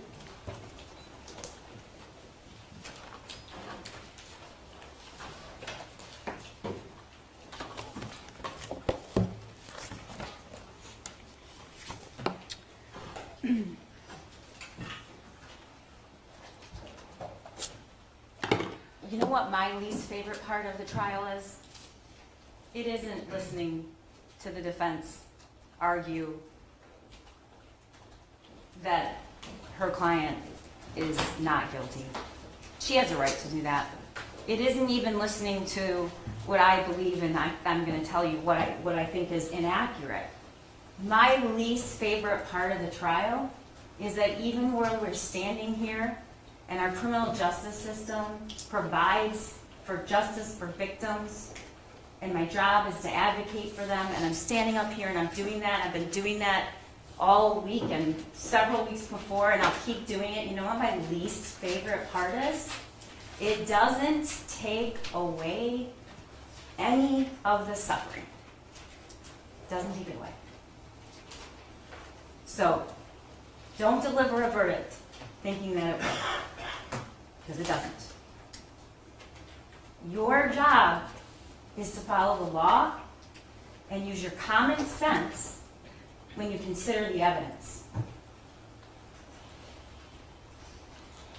I embrace the high burden of beyond a reasonable doubt. I believe in it wholeheartedly, devoted my whole life to it. I embrace it. It's what we use for every prosecution in this country, every single day of every year, for decades and decades and decades. That's the burden we have. And it is not, despite what the argument is always, any possible doubt. You have to be 100% sure. If you're 100% sure, we probably don't need criminal trials. And you can't be. We can't be. That doesn't make any sense, does it? We can't get inside the head of people who commit violent crimes or any crime and decide what they knew and what they wanted and if they loved their kid. I hope he did. I hope he does, by the way. I assume he does. We all do. We all love our kids. That's not my job. It's not my burden. So I embrace my burden, but I'm not going to embrace something that's just not true. Because it is not true that I have to prove, and the people of the state of Michigan have to prove, what James Crumbley knew. It is not true that the people of the state of Michigan have to prove that he knew his son was going to kill somebody. We've talked about this before. If that were the case, he'd be charged with murder. That's not my burden. That is not what I have to prove.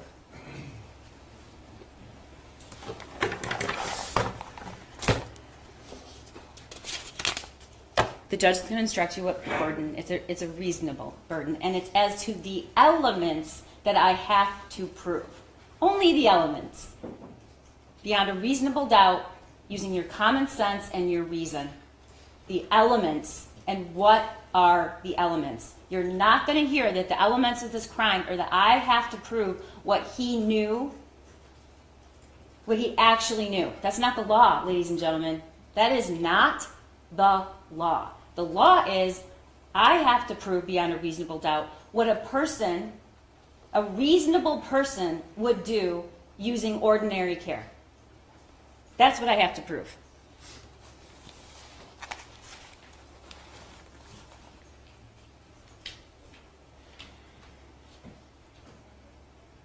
There's a couple things I have to correct. The questions defense counsel asks witnesses are not evidence. It's the answers that are evidence, and you have to decide whether that's credible. But Special Agent Brandon did not testify that it was safe. He would call that secure if an unloaded gun was stored separately. In fact, that's not what he testified. What he testified to was that it wasn't, storing the firearm or ammunition wouldn't make it secure if you had a 15-year-old who knew how to load and shoot that gun. That was his testimony. You did not hear from people at the school that they were not concerned. That was not the testimony. You did not hear that James Crumbley went home because he was trying to check on his son and he was worried. None of that happened. You heard the 911 call. You have to rely on what you heard, not the questions that were asked.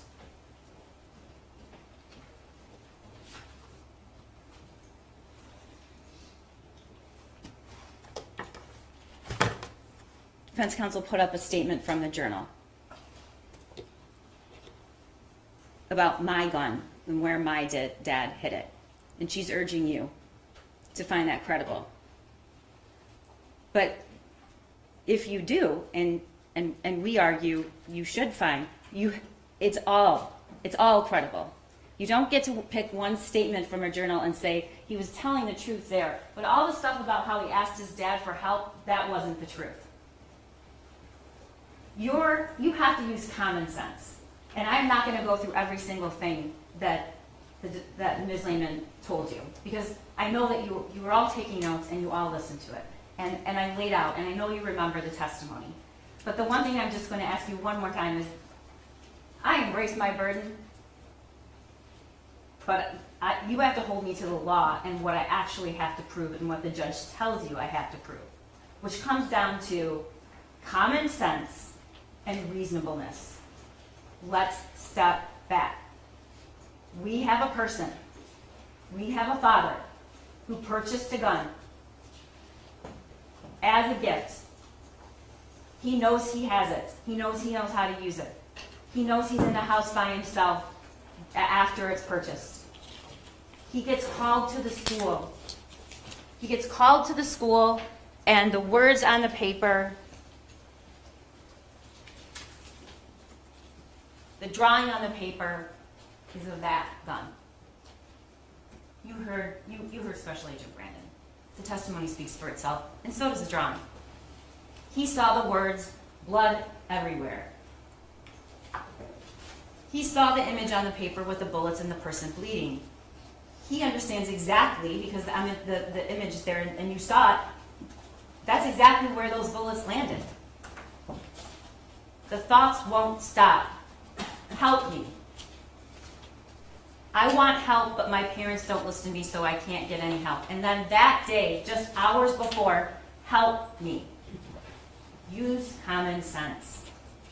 It doesn't make any sense to stand here and say someone had no idea that he needed help when he saw on the page, help me. It doesn't make any sense. Because any reasonable person, which is the standard you have to use, using ordinary care, would know that. Because it actually says, help me. The world is dead. My life is useless. Those messages you saw, that's exactly what he thought. We know what was going on because of the messages in this journal. And then we know there was a cable lock. You did not hear any testimony about who owned that gun and whether that lock was used or another lock was used. But you do know that whoever purchased that gun had to be 21 years old. You do know that. We've been telling you since this case started, it would take tragically small things to prevent these deaths. And you're hearing a lot about how to store a weapon. And the truth is, this has nothing to do with a safe storage lock, and you don't have to lock a weapon up to make it secure. There's lots of ways to make it secure.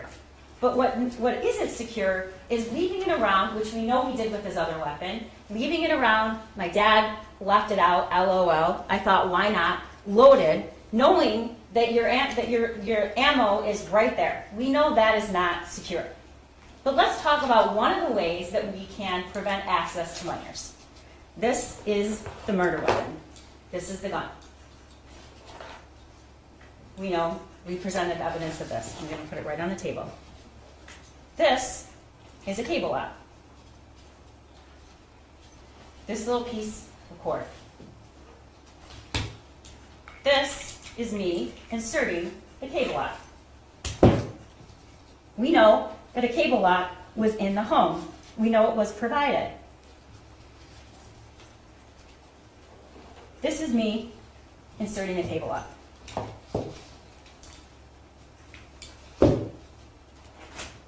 That takes less than 10 seconds.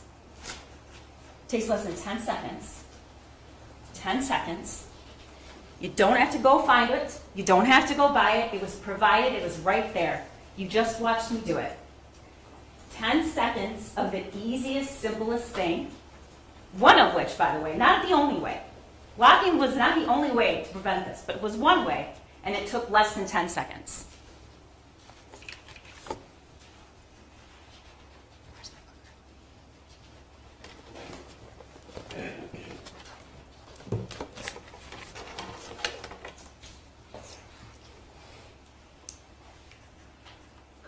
Let's talk about the gun being hidden. Let's talk about that. You heard the defendant's sister say, yeah, he went and got the gun from his bedroom. These are the other two guns. Ladies and gentlemen, the guns were kept in the bedroom.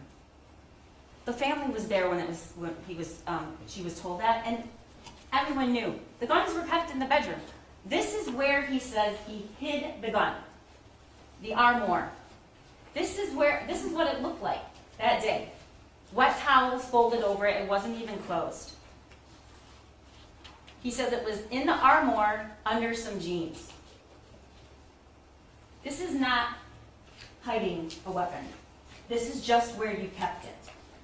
It is not reasonable to conclude that a 15-year-old who spends all kinds of time in the house alone would not know where it was, because it wasn't hidden. This isn't a case where we have a parent who hides a weapon far out of reach from a child who couldn't get to it, doesn't know it exists, ammunition in a totally separate spot. The kid, that's not this case. It's reason and common sense is what we have to use.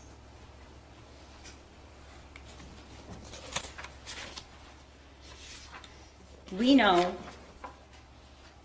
that James Crumbley went home and looked for a gun when he heard there was an active shooter. And we know he referenced there was that meeting at the school. That's foreseeability, and that's a person who suspects their own son. And that is what I have to prove. Foreseeability to an ordinary, a reasonable person using ordinary care. This case is not a statement about guns. It's not a statement about parental responsibility. It's not about kids doing kids' things. The kids on November 30th in that building were doing kids' things. Hannah, Madison, Tate, Justin, they were going to class. They were talking to their friends. They were dancing in the hallway. Those are kid things. Parenting is the hardest job that we'll ever do. The hardest job, and one of the most important ones, but it's exhilarating and joyful and the best experience of our lives. We look at our kids when they're born and we see hope. But they can break your heart. They're supposed to. They have to leave someday. They don't come with a set of instructions. I'm not here to tell you that this case is about somebody who didn't follow the instructions to be a perfect parent. But we do have a guide. We do have a basic standard for ordinary care. We all have doubts about our kids. We all worry every minute of every day that they're going to do something or something's going to happen to them, and then it might be because of something we did or we didn't do. We are not responsible for everything our kids do. This prosecution, in this case, is not inconsistent with that. It just isn't. This is a very egregious and rare set of facts. We do have a measuring stick, ladies and gentlemen, and it's the law. And it requires us to use ordinary care. And there is a consequence if we don't. In a very limited way that the law allows a parent to be charged.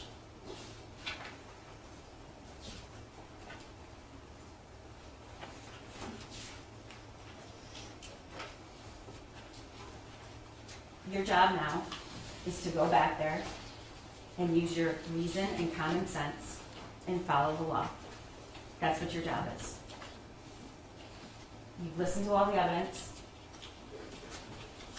and at the end, you will conclude that James Crumbley failed. He might love his kid, I hope he does. But stick to what I have to prove. Stick to what I have to prove. And remember that he didn't just fail in his duty to his son. He failed in his duty to protect Hannah and Justin and Madison and Tate. And I don't say their names to evoke sympathy. I say their names because they matter. They matter. And that is why we are here. We are absolutely here about what happened in that school that day. Because if James Crumbley had done even the smallest of things, like the 10-second cable lot, or gone home, or took responsibility for his kid who was in trouble, those kids wouldn't have been shot and killed in that school on that day. I have met my burden. Mr. Keast and I, the people of the state of Michigan, have met the burden to find James Crumbley guilty of 4 counts of involuntary manslaughter. And I ask you to return that verdict. Thank you. Thank you, prosecutor. I'm now going to read jury instructions to you. Does anybody need a break before I do that? All right. You're going to get a copy of these jury instructions in the jury room. All right. Members of the jury, evidence and arguments in this case are finished. I'll now instruct you on the law. That is, I'll explain the law that applies to this case. Remember that you have taken an oath to return a true and just verdict based only on the evidence and the instructions on the law. You must not let sympathy, bias, or prejudice influence your decision. You must avoid reaching conclusions that may have been unintentionally influenced by stereotypes.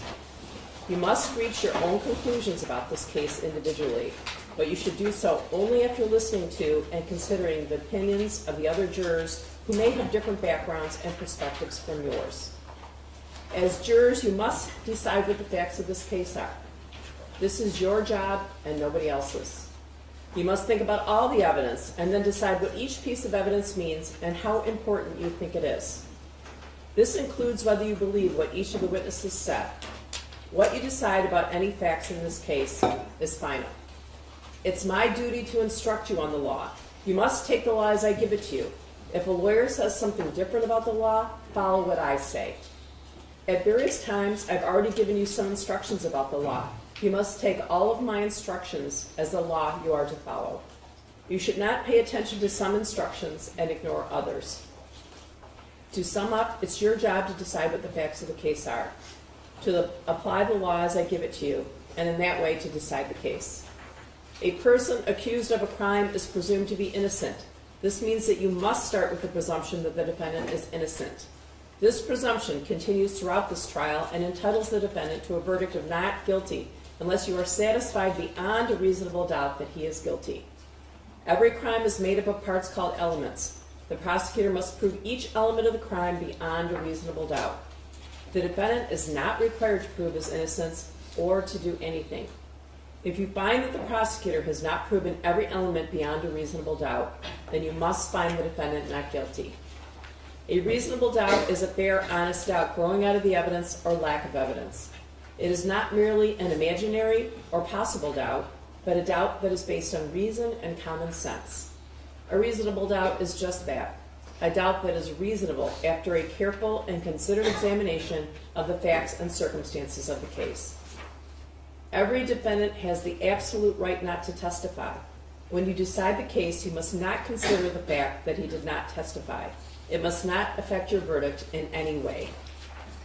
When you discuss the case and decide on your verdict, you may only consider the evidence that has been properly admitted in this case. Therefore, it's important for you to understand what evidence is and what is not evidence. Evidence includes only the sworn testimony of witnesses, the exhibits admitted into evidence, and anything else I told you to consider as evidence. Many things are not evidence, and you must be careful not to consider them as such. I'll now describe some of the things that are not evidence. The fact that the defendant is charged with a crime and is on trial is not evidence. Likewise, the fact that he is charged with more than one crime is not evidence. The lawyer's statements and arguments and commentary are not evidence. They are only meant to help you understand the evidence and each side's legal theories. You should only accept things the lawyers say that are supported by the evidence or by your own common sense and general knowledge. The lawyer's questions to the witnesses, my questions to the witnesses, are also not evidence. You should consider these questions only as they give meaning to the witnesses' answers. My comments, rulings, questions, and instructions are also not evidence. It's my duty to see that the trial is conducted according to the law, and to tell you the law that applies to this case. However, when I make a comment or give you an instruction, I am not trying to influence you or influence your vote or express a personal opinion about this case.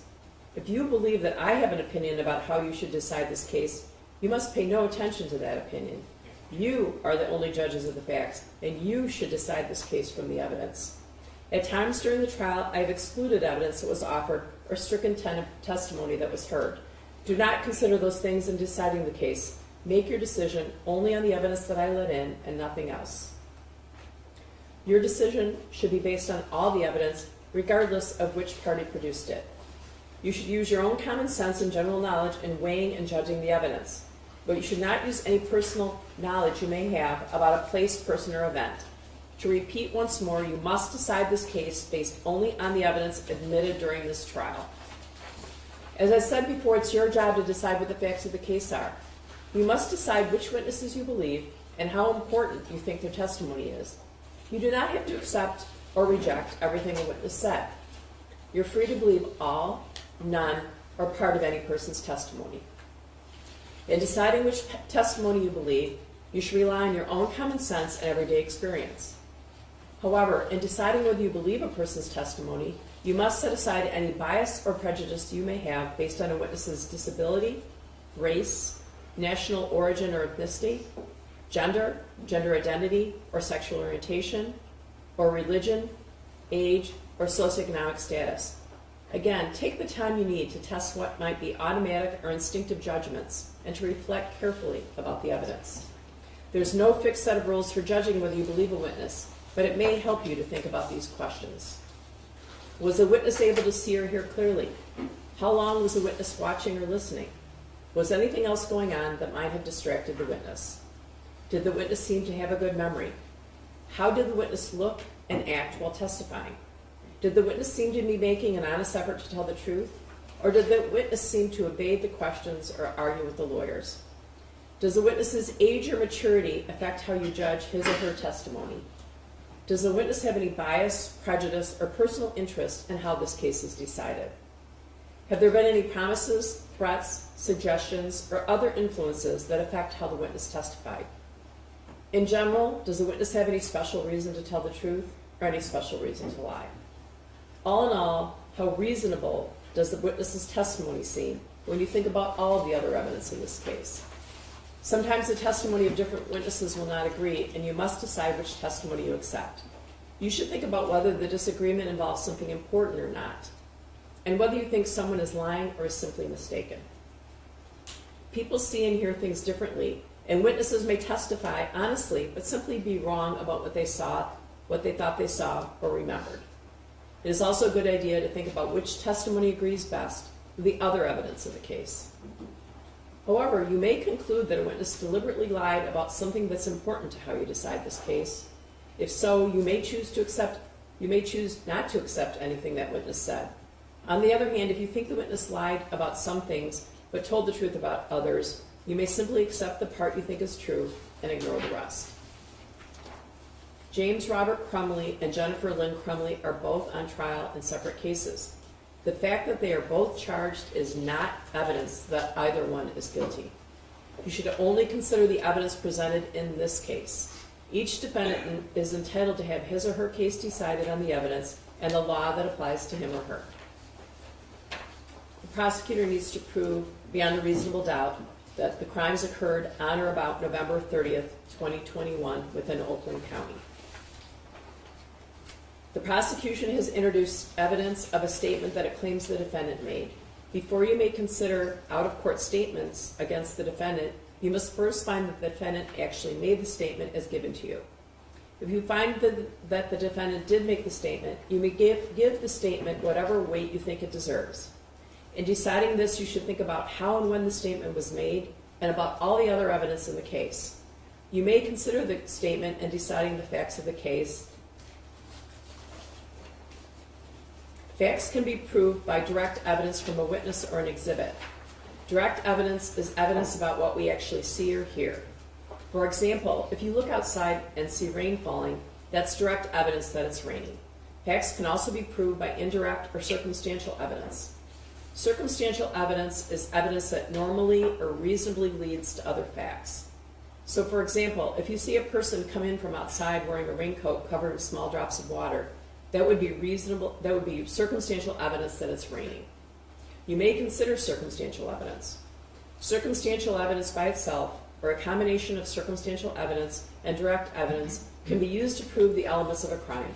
In other words, you should consider all the evidence that you believe. There has been some evidence that the defendant ran away and tried to hide after he was accused of the crimes. This evidence does not prove guilt. A person may run or hide for innocent reasons, such as panic, mistake, or fear. However, a person may also run or hide because of a consciousness of guilt.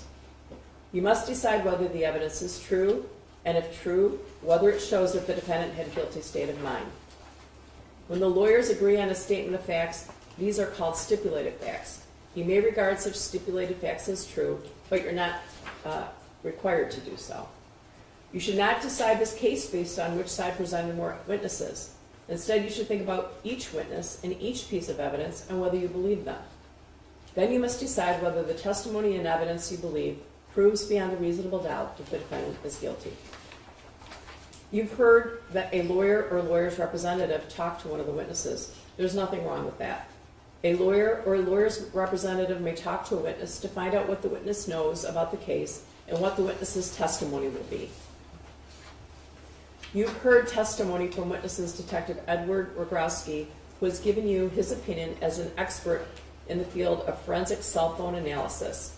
Experts are allowed to give opinions in court about the matters they are experts on. However, you do not have to believe an expert's opinion. Instead, you should decide whether you believe it and how important you think it is. When you decide whether you believe an expert's opinion, think carefully about the reasons and facts they give for their opinion and whether these facts are true.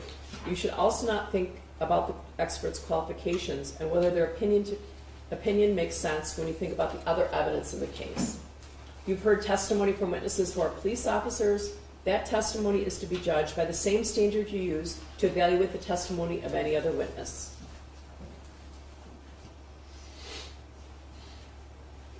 In count one, the defendant is charged with the crime of involuntary manslaughter. To prove this charge, the prosecutor must prove each of the following elements beyond a reasonable doubt. First, that the defendant caused the death of Madison Baldwin. That is, Madison Baldwin died as a result of storing a firearm and its ammunition so as to allow access to the firearm and ammunition by his minor child. Second, in doing the act that caused Madison Baldwin's death, the defendant acted in a grossly negligent manner. In count two, the defendant is charged with the crime of involuntary manslaughter. To prove this charge, the prosecutor must prove each of the following elements beyond a reasonable doubt. First, that the defendant caused the death of Tate Meir. That is, that Tate Meir died as a result of storing a firearm and its ammunition so as to allow access to the firearm and ammunition by his minor child. Second, in doing the act that caused Tate Meir's death, the defendant acted in a grossly negligent manner. In count three, the defendant is charged with the crime of involuntary manslaughter. To prove this charge, the prosecutor must prove each of the following elements beyond a reasonable doubt. First, that the defendant caused the death of Hannah St. Juliana. That is, that Hannah St. Juliana died as a result of storing a firearm and its ammunition so as to allow access to the firearm and ammunition by his minor child. Second, in doing the act that caused Hannah St. Juliana's death, the defendant acted in a grossly negligent manner. In count 4, the defendant is charged with the crime of involuntary manslaughter. To prove this charge, the prosecutor must prove each of the following elements beyond a reasonable doubt. First, that the defendant caused the death of Justin Schilling. That is, that Justin Schilling died as a result of storing a firearm and its ammunition so as to allow access to the firearm and ammunition by his minor child. Second, in doing the act that caused Justin Schilling's death, the defendant acted in a grossly negligent manner. In count 1, the defendant is charged with the crime of involuntary manslaughter resulting from a failure to perform a legal duty. To prove this charge, the prosecutor must prove each of the following elements beyond a reasonable doubt. First, that the defendant had a legal duty to Madison Baldwin. The legal duty charged here is one imposed by law. In Michigan, a parent has a legal duty to exercise reasonable care to control their minor child so as to prevent the minor child from intentionally harming others or prevent the minor child from conducting themselves in a way that creates an unreasonable risk of bodily harm to others. This duty arises when both of the following are true. The parent knows or has reason to know that they have the ability to control their minor child, and the parent knows of the necessity and opportunity for exercising such control. Second, that the defendant knew of the facts that gave rise to the duty. Third, that the defendant willfully neglected or refused to perform that duty, and his failure to perform it was grossly negligent to human life. Fourth, that the death of Madison Baldwin was directly caused by defendant's failure to perform this duty. That is, that Madison Baldwin died as a result of defendant's failure to exercise reasonable care to control his minor child so as to prevent the minor child from intentionally harming others, or the minor child from so conducting himself so as to create an unreasonable risk of bodily harm to others, when the defendant knew that he had the ability to control his minor child and knew of the necessity and opportunity to do so. In count 2, the defendant is charged with the crime of involuntary manslaughter resulting from a failure to perform a legal duty. To prove this charge, the prosecutor must prove each of the following elements beyond a reasonable doubt. First, that the defendant had a legal duty to Tate Muir. The legal duty charged here is one imposed by law. In Michigan, a parent has a legal duty to exercise reasonable care to control their minor child so as to prevent the minor child from intentionally harming others or prevent the minor child from conducting themselves in a way that causes an unreasonable risk of bodily harm to others. This duty arises when both of the following are true. The parent knows or has reason to know that they have the ability to control their minor child, and the parent knows of the necessity and opportunity for exercising such control. Second, that the defendant knew the facts that gave rise to the duty. Third, that the defendant willfully neglected or refused to perform that duty, and his failure to perform it was grossly negligent to human life. Fourth, that the death of Tate Muir was directly caused by defendant's failure to perform this duty.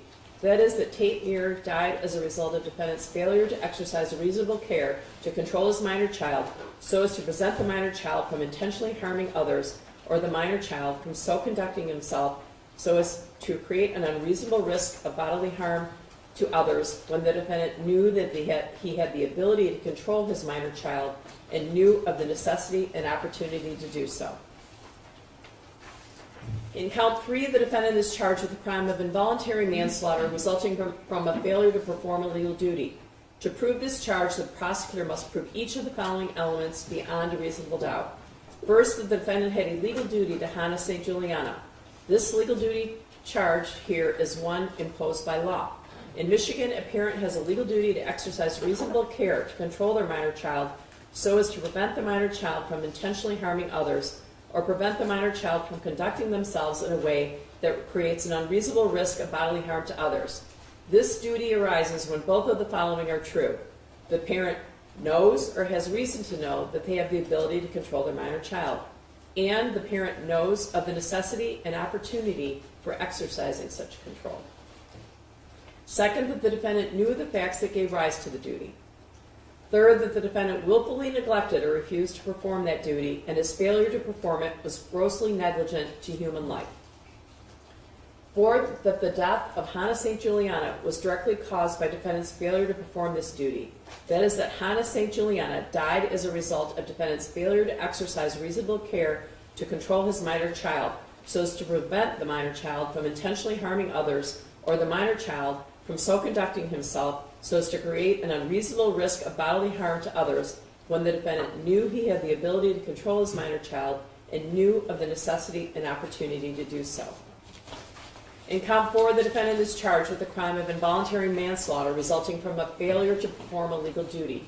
To prove this charge, the prosecutor must prove each of the following elements beyond a reasonable doubt. First, that the defendant had a legal duty to Justin Schilling. The legal duty charged here is one imposed by law. In Michigan, a parent has a legal duty to exercise reasonable care to control their minor child so as to prevent the minor child from intentionally harming others, or prevent the minor child from conducting themselves in a way that creates an unreasonable risk of bodily harm to others. This duty arises when both of the following are true.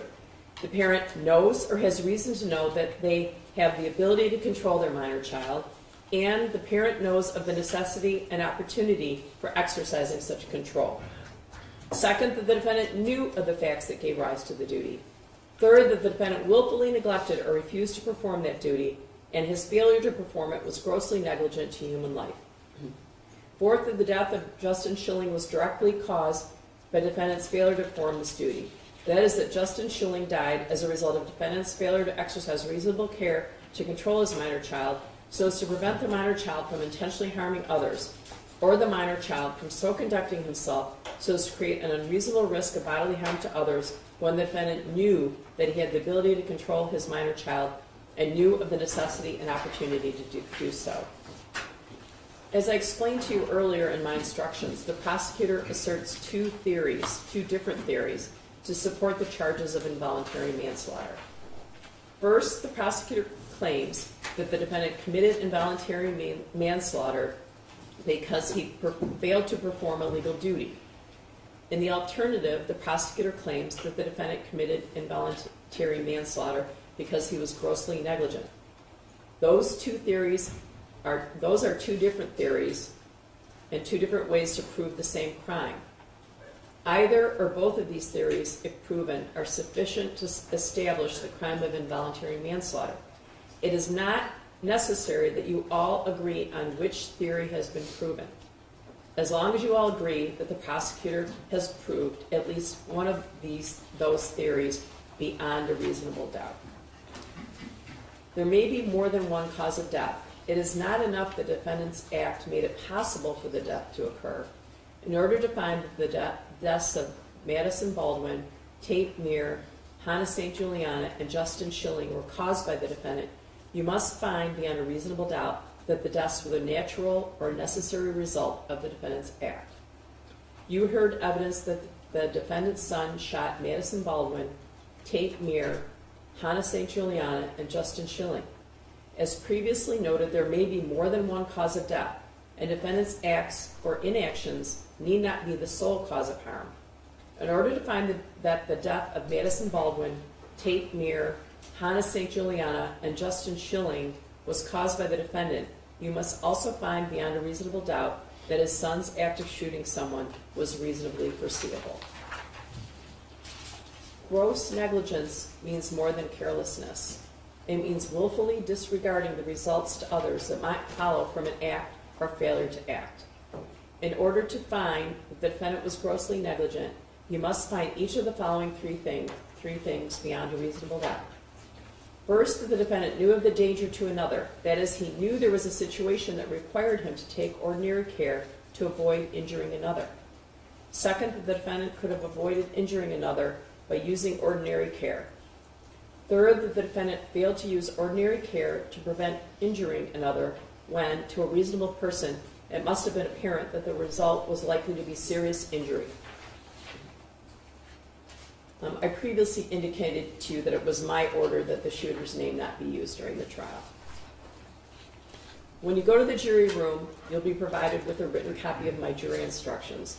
You should first choose a foreperson. The foreperson should see to it that your discussions are carried on in a businesslike way and that everyone has a fair chance to be heard. During your deliberations, please turn off your cell phones or other communication equipment until we recess. A verdict in a criminal case must be unanimous. In order to return a verdict, it's necessary that each of you agrees on that verdict.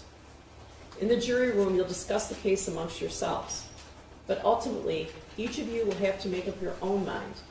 Any verdict must represent the individual considered judgment of each juror. It's your duty as jurors to talk to each other and make every reasonable effort to reach agreement.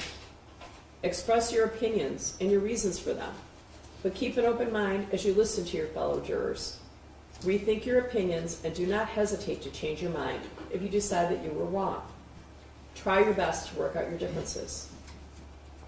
However, although you should try to reach agreement, none of you should give up your honest opinion about the case just because other jurors disagree with you or just for the sake of reaching a verdict.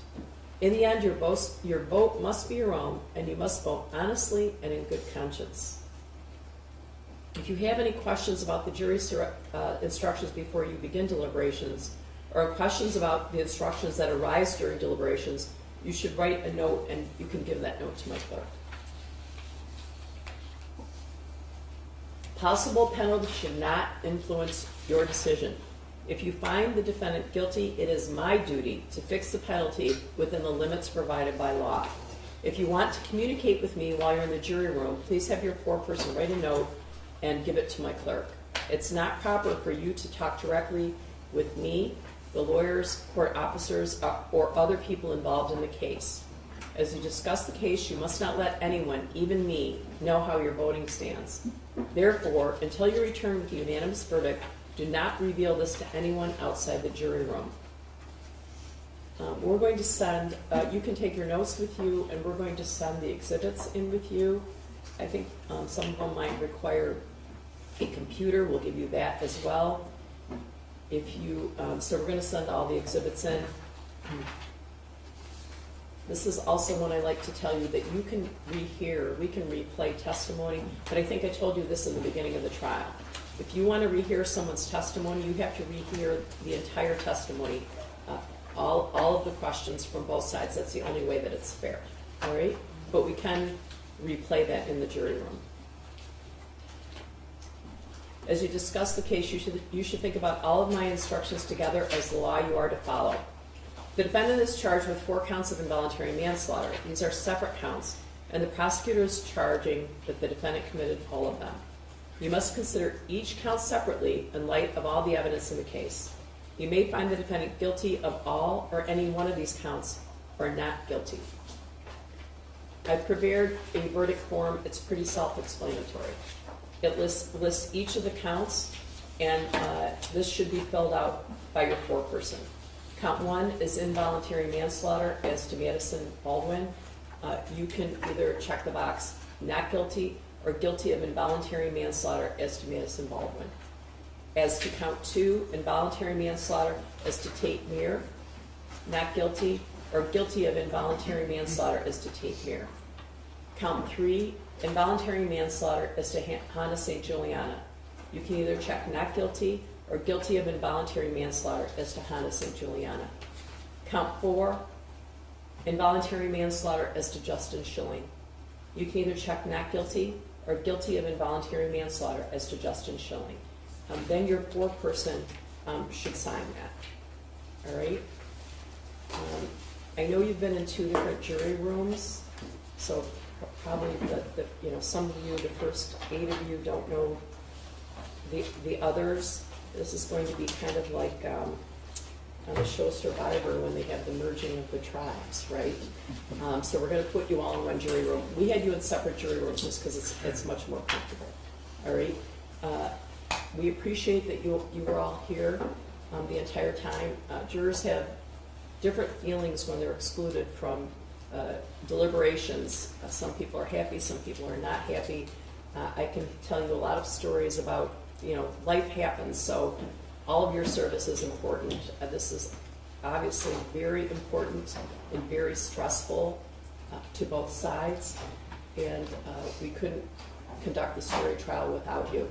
So we are going to exclude 3 jurors by blind draw. Okay?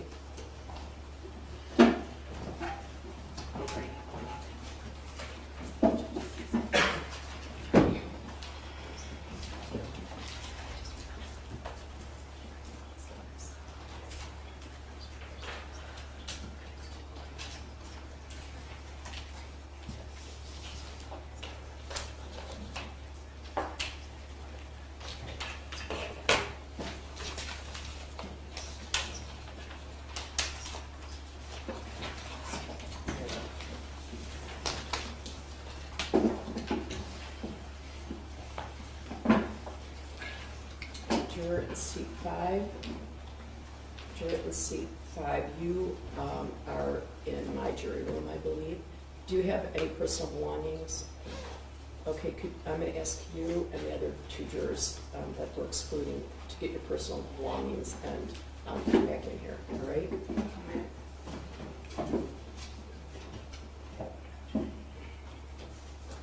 Juror in seat 10. You're juror in seat 10. You are in Judge Anderson's jury room, the second jury room. Do you have personal belongings in there? Okay.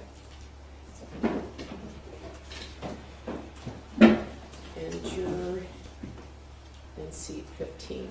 All right, actually, why don't I ask the 3 of you to get your personal belongings from the jury rooms and then go with Miss Nella to my chambers. All right? So you'll go to the jury room that your belongings are in and come out into the hallway, and Miss Nella will escort you into my chambers. All right? All right.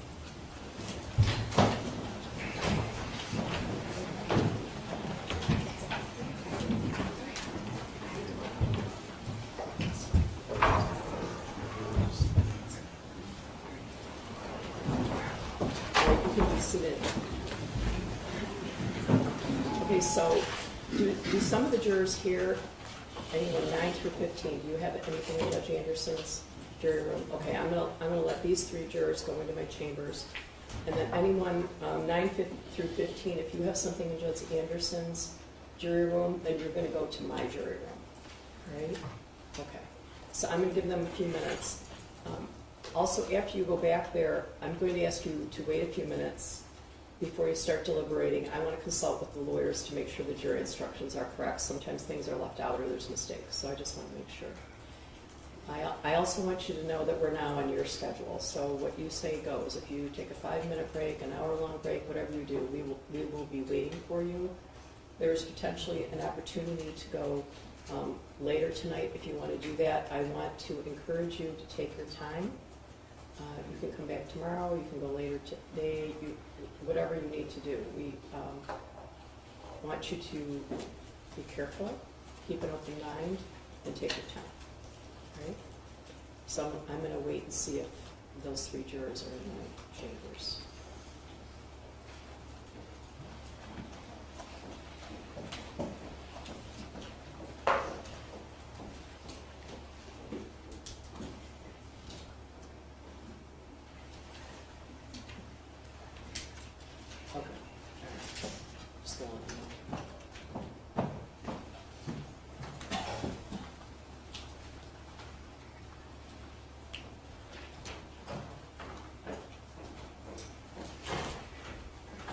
It's hot in here, right? Yes. We try. This is an old building.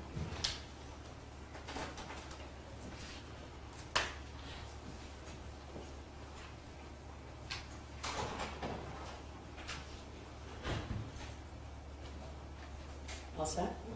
All right, so if you can all get together in my jury room, I will send jury instructions in there shortly, and then you can start deliberating. You can't deliberate unless you're all there, so, all right? All rise for the jury.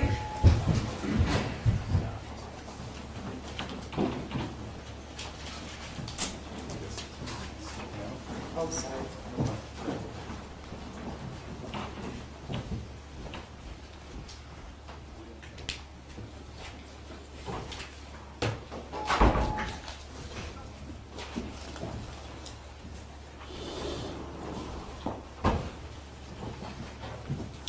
Seated. There is one error in the jury instruction on 4.1. At the end, it talks about in deciding if you believe the defendant's testimony before. So I'm just going to Yes, take Judge. it out. Thank you. All right. Anything else about the jury instruction? Nothing other than that, Judge. Nothing, Your Honor. All right.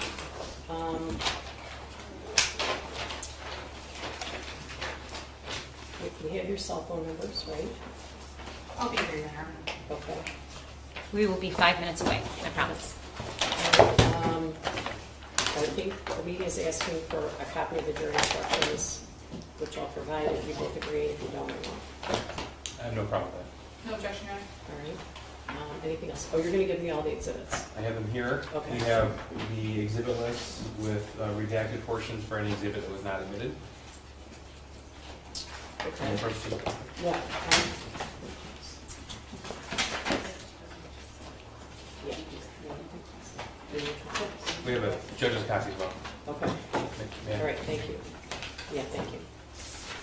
Anything else about that?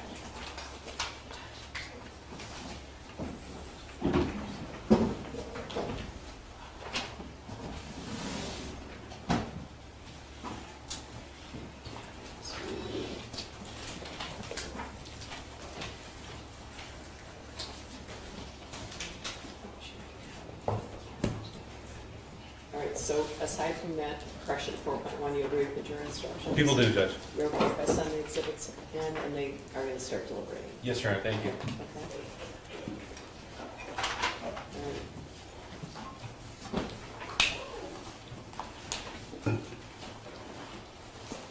Let me make sure that the doors are open.